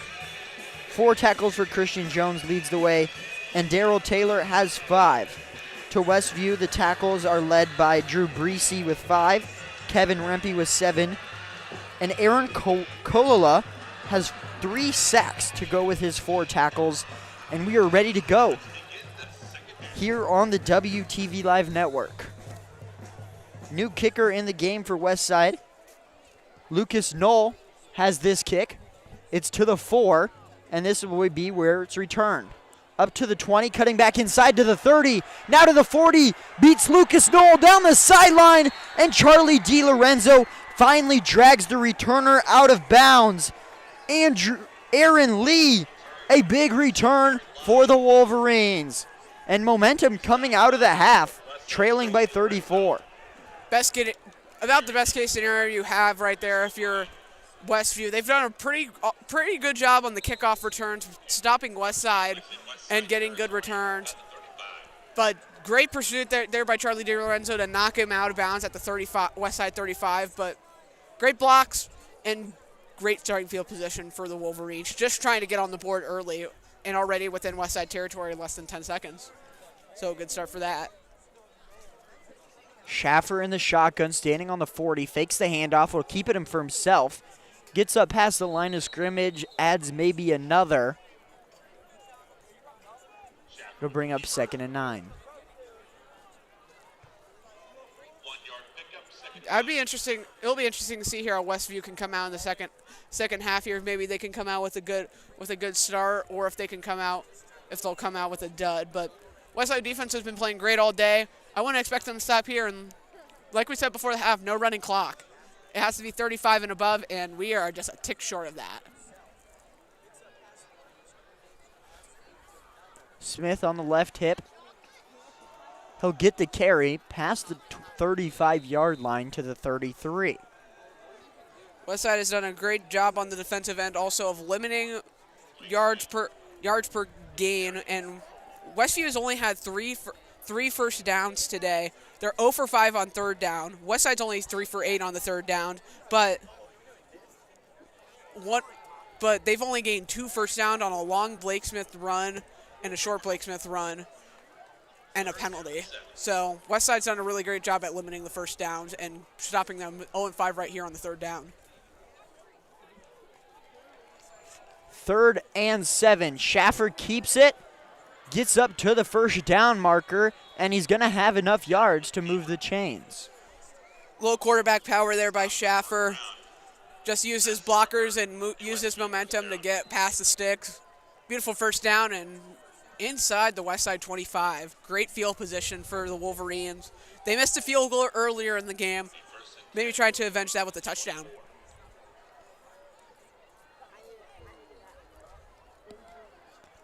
Ball is spotted at the 24.5 right now for Luke Schaffer and the Wolverines. Double motion men, the tight end to the right side. The snap, the pitch, reverse. It's going downfield and nowhere near underthrown, but a flag is thrown. The reverse was thrown by Aaron Kolola, looking downfield for Damani Allen, and the flag is thrown. A little trickeration out of the playbook of Coach Ryan, and just a little underthrown, but it forces out the penalty flag. We did have a game start just before we went into half, Elkhorn South and Creighton Prep, and Elkhorn South is currently leading that 7-0. How about Aaron Kolola, Hunter? He has 3 sacks on the defensive end, and there he is throwing a pass on the trick play downfield. Refs are discussing it. We might not have a penalty, but the flag is still down, maybe without a penalty. Well, pass interference, levels black. And it will be a pass interference. So took a bit of time to discuss it. It'll be on Reed McIntyre, and that'll move him up probably half the distance to the goal, get him near the 10-yard line. So almost basically a first and goal situation at the 12. You heard it from our referee. Pass interference on 11 black. That's Reed McIntyre, and the ball is moved inside the 15. Luke Schaffer in the shotgun. Double motion man and the running back. Smith now just in front of Schaffer. Fakes the handoff. Schaffer keeps it inside the 10 to the 9. Westview has done a really good job at moving the ball as we have an injured player down for Westside. But Westview's done a really good job at moving the ball. Gets it within the 10, but we do have an injured player for Westside. Looks like he gets up very quickly. It is Drew Klein, the injured player. Maybe just got the wind knocked out of him in these cold conditions. He walks off the field on his own power. You mentioned the cold already there, Hunter. The temp has seemed to drop since halftime. Yeah, I'm pretty toasty up here, though. We are not the ones getting hit, and we are the ones in the shoulder. We're not the ones in the shoulder pads, but we are the ones in the sweatshirts. Yeah, it's definitely not the nicest of game. By far the coldest one of the year so far. Not bothered Westside. They lead 34-0, but Westview threatening to score. The ball goes to Smith, and he's inside the 5 to the 3. Maybe to the 1, actually. They're going to spot him at the 2, and they will make it for. They'll give him first and goal. And I would like to mention there that the backup quarterback is currently in for Westview, number 15, Scott Miner II. He is currently in for Luke Schaffer. Little bit of interesting play calling. I would assume he does have some snaps on the year when we check the stats, but I would have to imagine he's more of a running threat than Luke Schaffer. Maybe a little 2-quarterback system. Open up the run game a little bit as the play clock winding down, and it'll force Coach Ryan to call a timeout for Westview. And we're going to call a timeout on the WT Live Network. Westview threatening to score, trailing by 34. 8:41 left to play in the third quarter. You're listening to Westside Football on the WTV Live Network.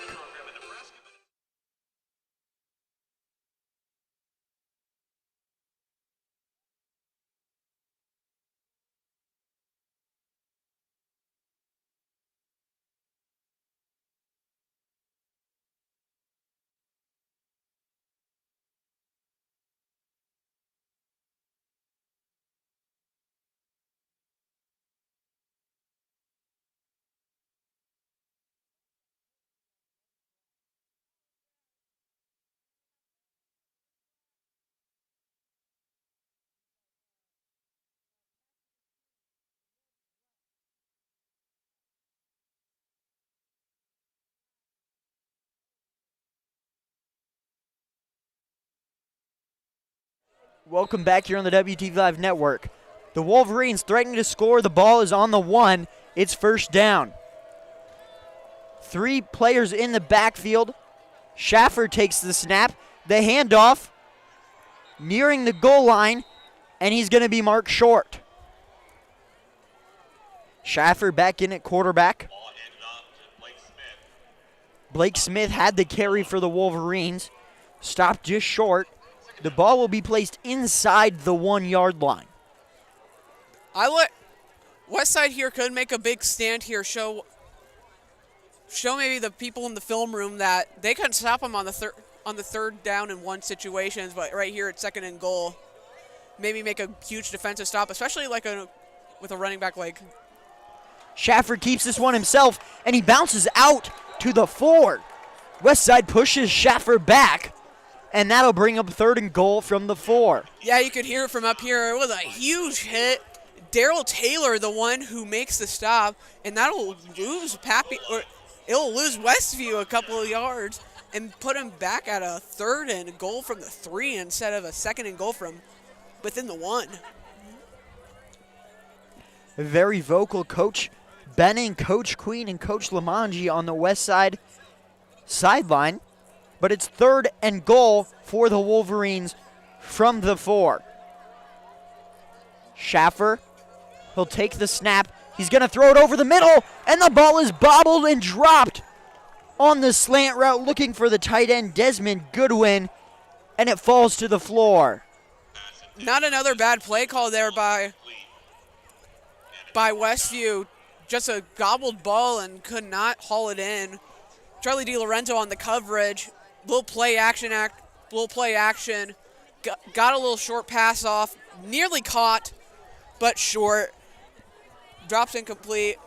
4th down, and it looks like Westview will go for it within the Westside 5. Schaffer takes the snap, rolls out to his right. He's going to keep it for himself. And he get through? He did not. Down at the 1.5. Westside with a big stand, and the Wolverines turn the ball over. Once again, a great job by Westside to just stop him there on 4th and goal. A beautiful stop. It looks like another QB power and forces Westside. Westside will start with the ball within their own 1. Just a great job by Westside and good play calling by them. And now a dangerous situation for the Westside offense inside the 2 yard line. Braylon Warren will stand at his own letters. Jenkins gets the carry, breaks free outside the 10, and gives Braylon Warren more room to operate and moves the chains. Once again, Tay Jenkins finds the hole there, and if he broke one more tackle, he would have been gone for 99 yards. Just hauled down at the 14, though. Good gain. Jenkins gets another carry, picks up 5 on 1st down. He's up to the 20. Tay Jenkins has been getting a lot of action on the inside game, maybe just trying to work on his ability to break the tackles within the front 7. Surprised Lamangi hasn't called a bit more play calling with a little bit of pitch action, which has been working for Tay Jenkins. Another run up the middle for Tay Jenkins. He breaks free. 40, 50, no one to beat. 20, 10, 5, touchdown Tay Jenkins. We have a flag, though, on Westside's sideline, so maybe a sideline warning on them. That should not concur a penalty, but a long touchdown for Tay Jenkins ties his longest touchdown, 86 yards to the house. Number 4 on the day for Tay Jenkins. We'll check the flag, though. Westside is confident it's going to stand. Sideline warning for Westside. No penalty will be issued. But just a great job by Tay Jenkins. Like I said, they're getting a lot of inside runs. A beautiful hole, got through and took it 86 yards to the house. Tay Jenkins, he is inevitable. I take him on my fantasy team. 4th touchdown on the day, and now put him over 200 yards rushing. It's a party in Tay land here at Phelps Field. 41-0, Westside with the lead.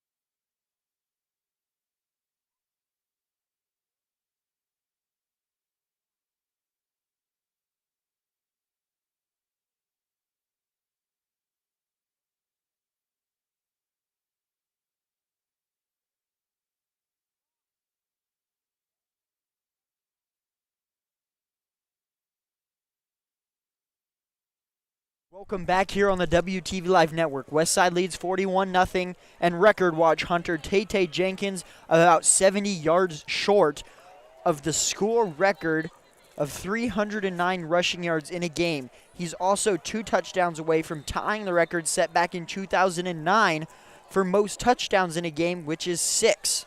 Yeah, this is the most rushing touchdowns he's had this season, and he is 3 yards away from breaking his record this season of 244 against Creighton Prep. The return will be from the 10, bouncing up in the middle and quickly dragged down at the 15, and that is where Westview will start. Better job by the Westside special teams just to get it down, and Westview won't get as much prime field position, but a great job by Westside to go 99 yards in very little plays. 80-yard touchdown run by Tay Jenkins. Let's see. It was another 3-play drive, all from Tay Jenkins. 98 yards in total on that drive, all from the sophomore prep transfer. Schaffer takes the snap, hands it off, and quickly dragged down on the outside. Burke Brown, Quentin Warren, and Christian Jones all in there combining for the stop.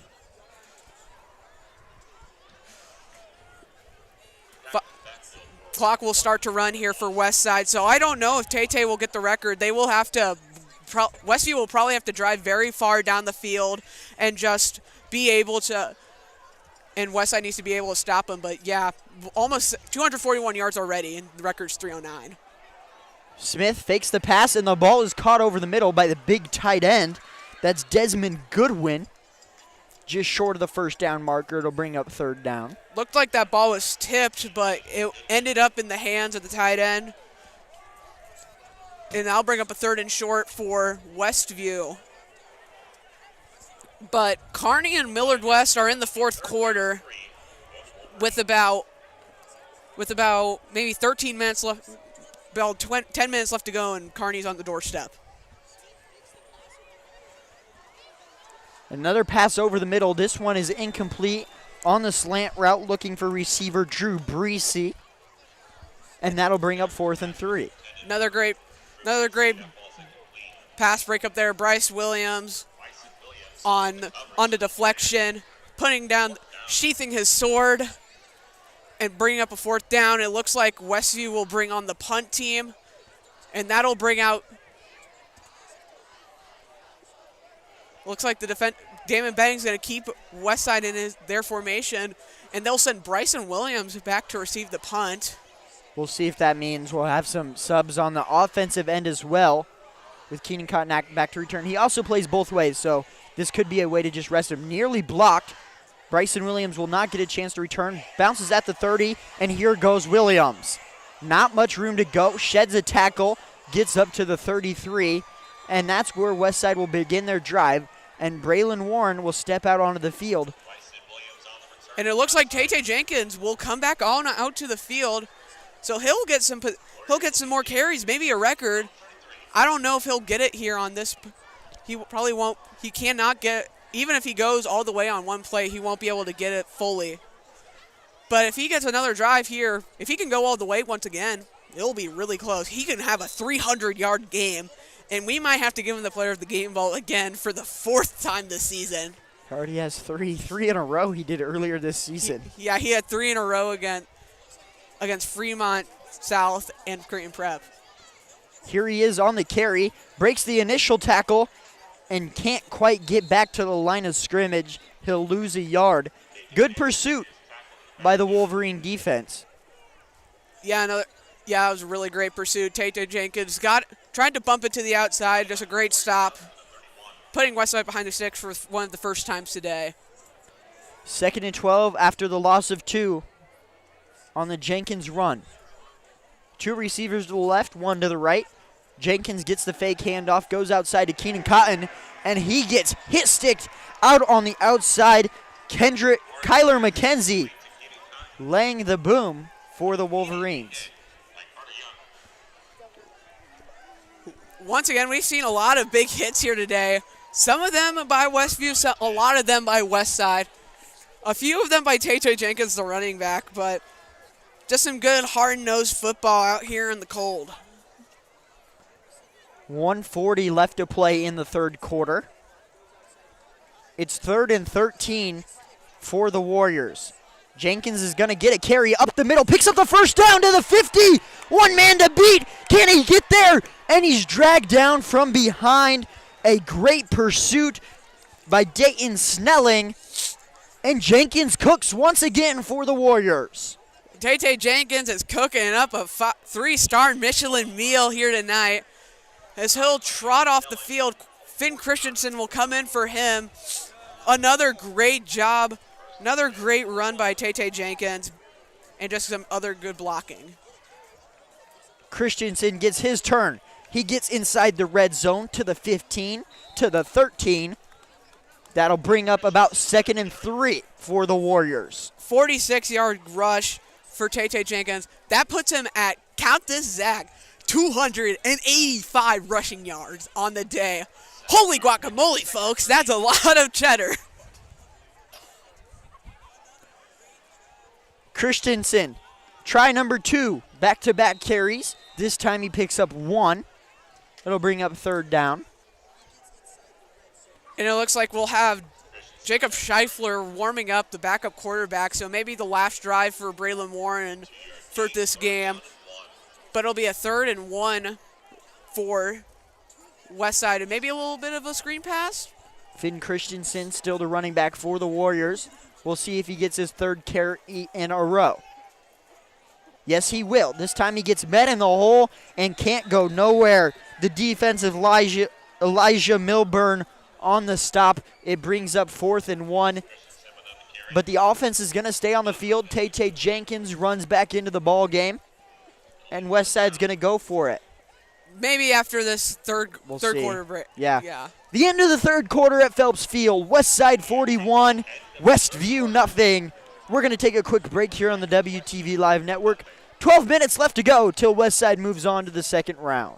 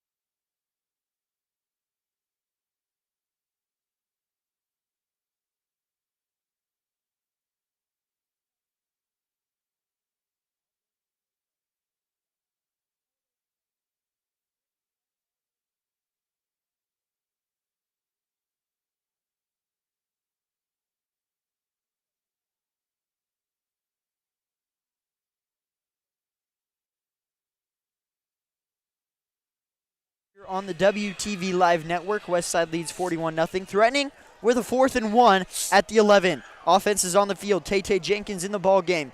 Braylon Warren takes the snap. Jenkins gets the carry, fighting for yardage. Is he going to get there? The initial spot says yes.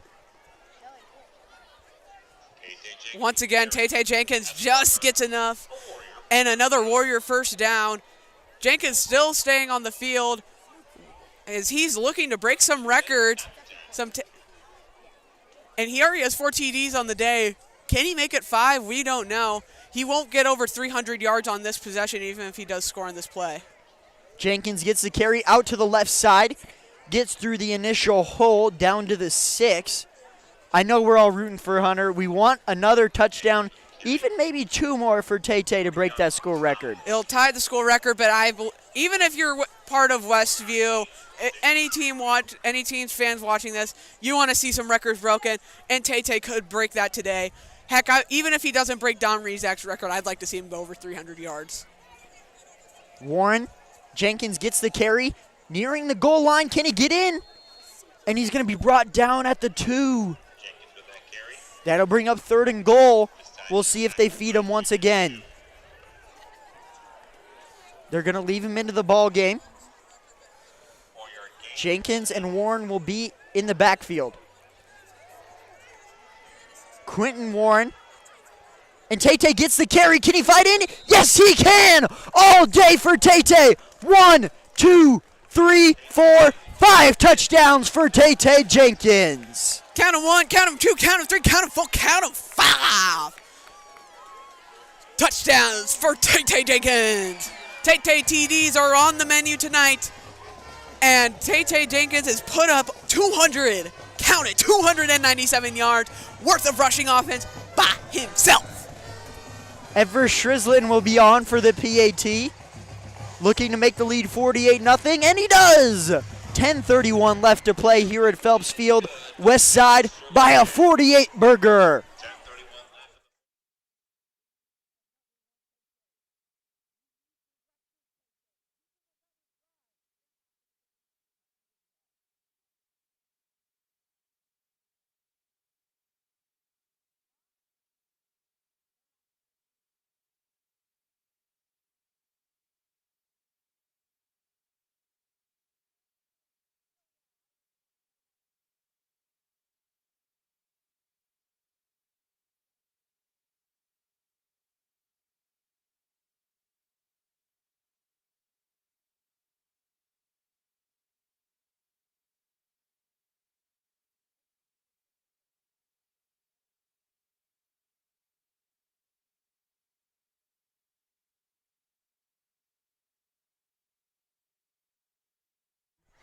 Welcome back here on the WTV Live Network.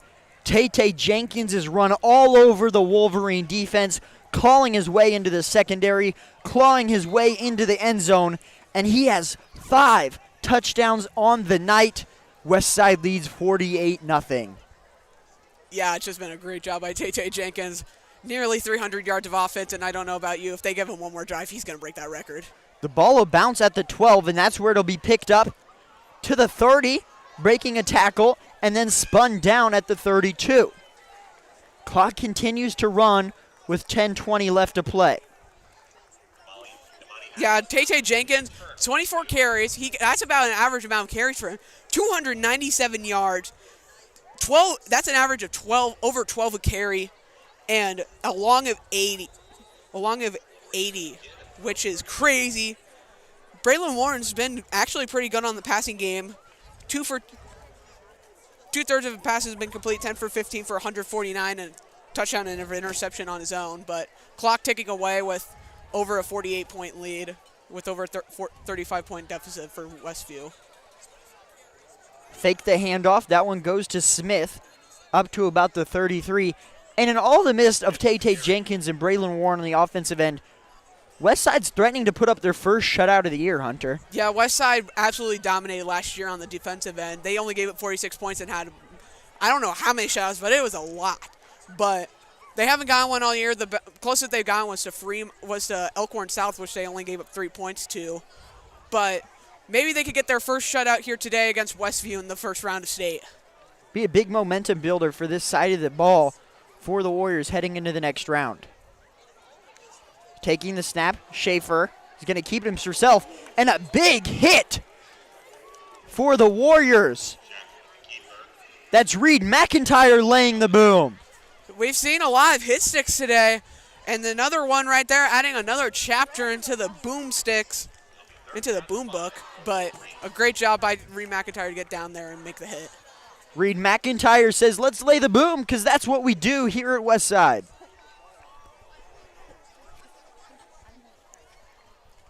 Schaefer in the shotgun, standing on the 32-yard line. Low snap, will hand it off to Smith, and he goes nowhere. That's not Smith. On the carry is Aaron Kolola. Once again, John Paul Ryan coming in from his linebacker spot to make the tackle. 8:16 left. There is a shot. Zach, there is a shot that he could do it. He'll have enough yardage. We just want to see if Lamanji will keep him in. And personally, I don't care who you're a fan of. I want Tate to break this record. And to those who don't know it, I know the Westside fans do. I know the Westview fans do. He is a sophomore, which is absolutely bonkers. The punt is away by Schaffer, and this one's going to sail out of bounds. Never mind, it bounces out at the 15. So great punt. The clock continues to run, and the question is, will number 6 trot out on the field for the Warriors? It looks like the backup, Jacob Schleifler, will go in, but I'm looking for Tay on this, in the huddle maybe, but it looks like they're probably going to take him out and get him done for the day. A sad mood personally up here, but maybe the best move here if you're Coach Lamanji, just to save some energy for him. It will be Finn Christensen who runs out onto the field. So close, Tay Jenkins to a school record in rushing yards. I just wanted him to get 300, to be honest. And one rushing touchdown away from tying the school record. Props to Tay Jenkins if his day is over. Christensen gets the carry up to the 20-yard line before he's met by a swarm and pushed down. I do want him to try to get get that couple extra yardage. But yeah, it looks like they're going to bring in their backup running. They're going to be bringing their third-string running back. A sad day, but still 297 yards worth of offense for Tay Jenkins.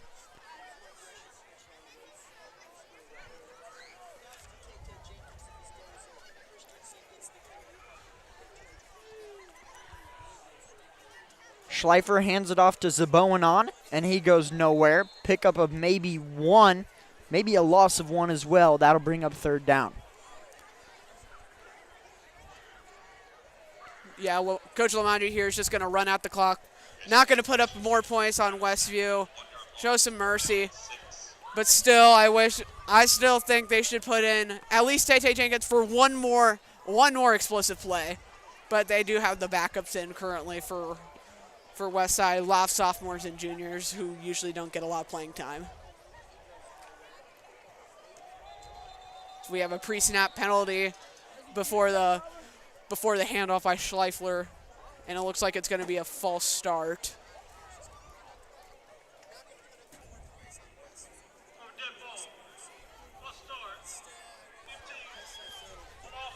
It'll be a false start on Andrew Taggy, the wide receiver on the outside, but Jenkins takes a breather. He's on the bench. 5:05 left to go.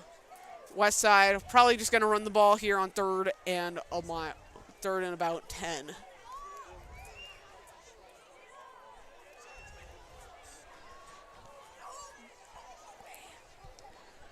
Third and 5. And the ball is handed off and getting up just past the stick to about the 16-yard line. Clock ticks under 4:35. And the punt team will come on for the Warriors.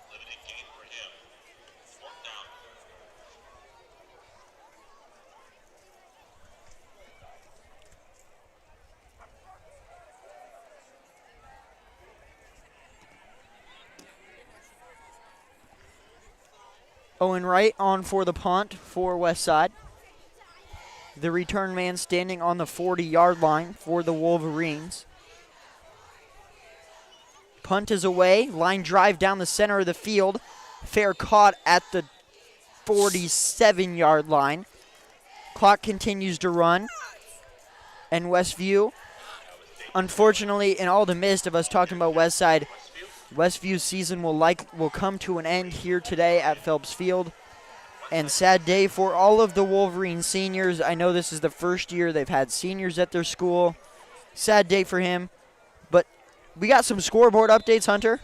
Yeah, we do. It's still looking likely that not many upsets will occur today. Omaha North beating Lincoln East 35-16 late in the third quarter. Fourth quarter are a lot of game. Or Millard South and Papio South is basically all said and done. 35-12 is their score. And then other fourth quarter scores, 7-7. Papio and Central in a deadlock right now. Kearney is being my dark horse team, Millard West, 21-7. And then a good as we have a timeout by Westview with 3:08 left to go. But this is about the best game we have right now other than Central and Papio. Lincoln North Star is currently one down to the Bell West T-Birds, 7-6. They were coming in as pretty big underdogs, and right now they are putting up a great fight on the defensive end. Offense still needs a little work. They've gotten stopped short a few times, but a great job by them just to keep it within a score. And Elkhorn South is currently leading Prep at the break at halftime 14-0. A lot of people are there for that game specifically. And scratch that. Instead, it is 49-12 Millard South over Papio South, which we kind of expected. The big game to keep an eye out, Hunter, 7-7 still between Papio La Vista and Omaha Central, the 9-8 matchup, which is who will come here to Phelps Field next week to take on Westside. Yeah, that'll be a really fun game. Both teams gave Westside a fit in the first half. Both teams within one score in that first half, but just a great job by both teams in that first half against Westside each, and they're playing they're having a good battle down in Papillion right now. I believe the backup quarterback is in his minor, and the give on the outside, breaking free down the left sideline. A good pickup by the backup running back, Aaron Lee. Yeah, that's a great job by Lee to grab to the outside, get all the way to the outside from the right hash, all the way to the left sideline.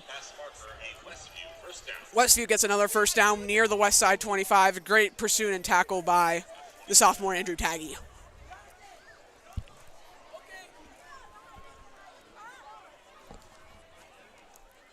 Snap is taken, give to Lee.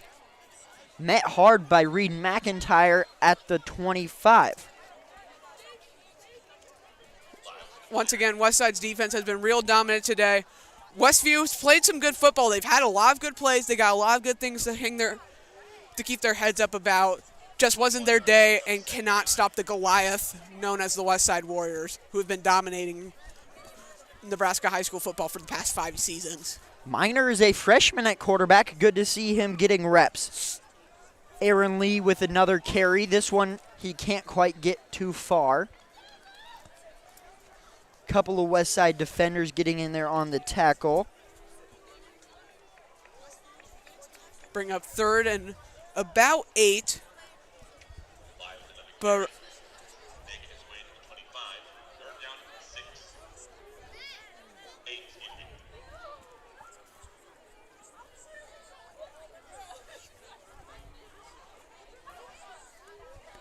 ball is at the 25. Miner will take the snap with Lee on his right hip. Fakes the give to Lee, and the ball is incomplete over the middle, looking for the open receiver on the incomplete pass. Clashad Robbins was who that pass was going to. Bring up a 4th down here. Clock ticking just under a minute, and we've had a good game here today. I would like to mention some 2 scores in Class B. Pius is currently taking undefeated Seward, the number 2 team in the Class B bracket, to Bennington to the distance, 14-14 in Seward. And then Gretna East had the farthest distance to travel. They traveled out to Gehring, just south of Scottsbluff, way out in our panhandle, and making it a good journey for them, as that one is blocked down in the end zone by Andrew Taggy.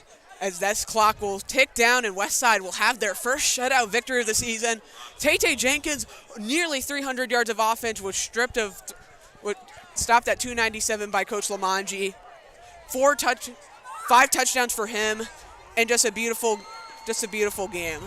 And there you go. The Omaha Westside Warriors are on to the second round with a 48-0 win over the Westview Wolverines.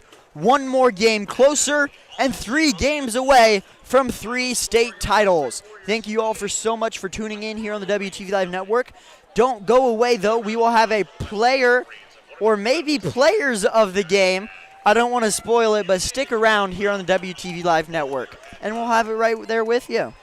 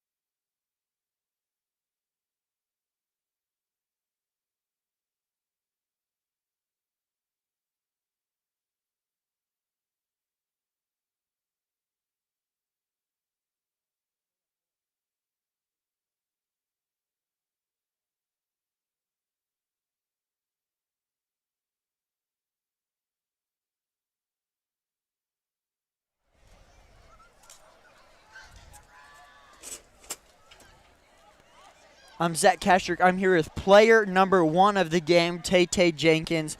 297 yards, 5 touchdowns on the night.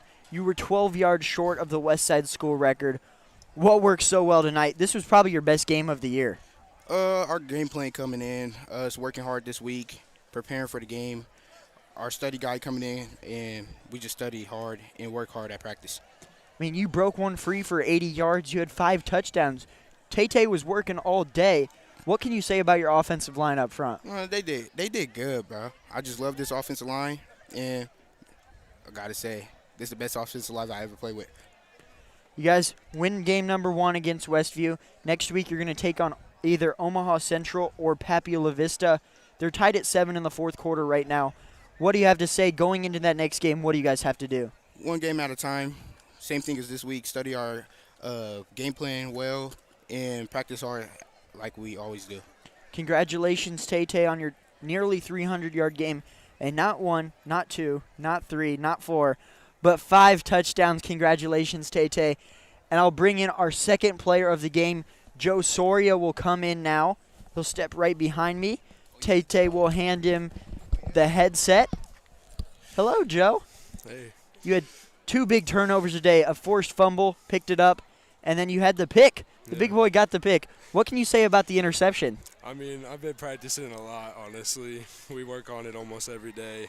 So our defense has been working hard. We got to put that work in. And then you picked up that fumble off the floor. What's going through your mind when you see that loose ball? I got to get it. If I see a ball, I got to get it. I don't touch it often.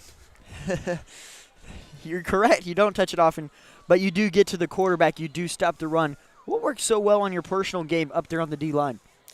Honestly, I just gotta focus, and I gotta pay attention, watch film.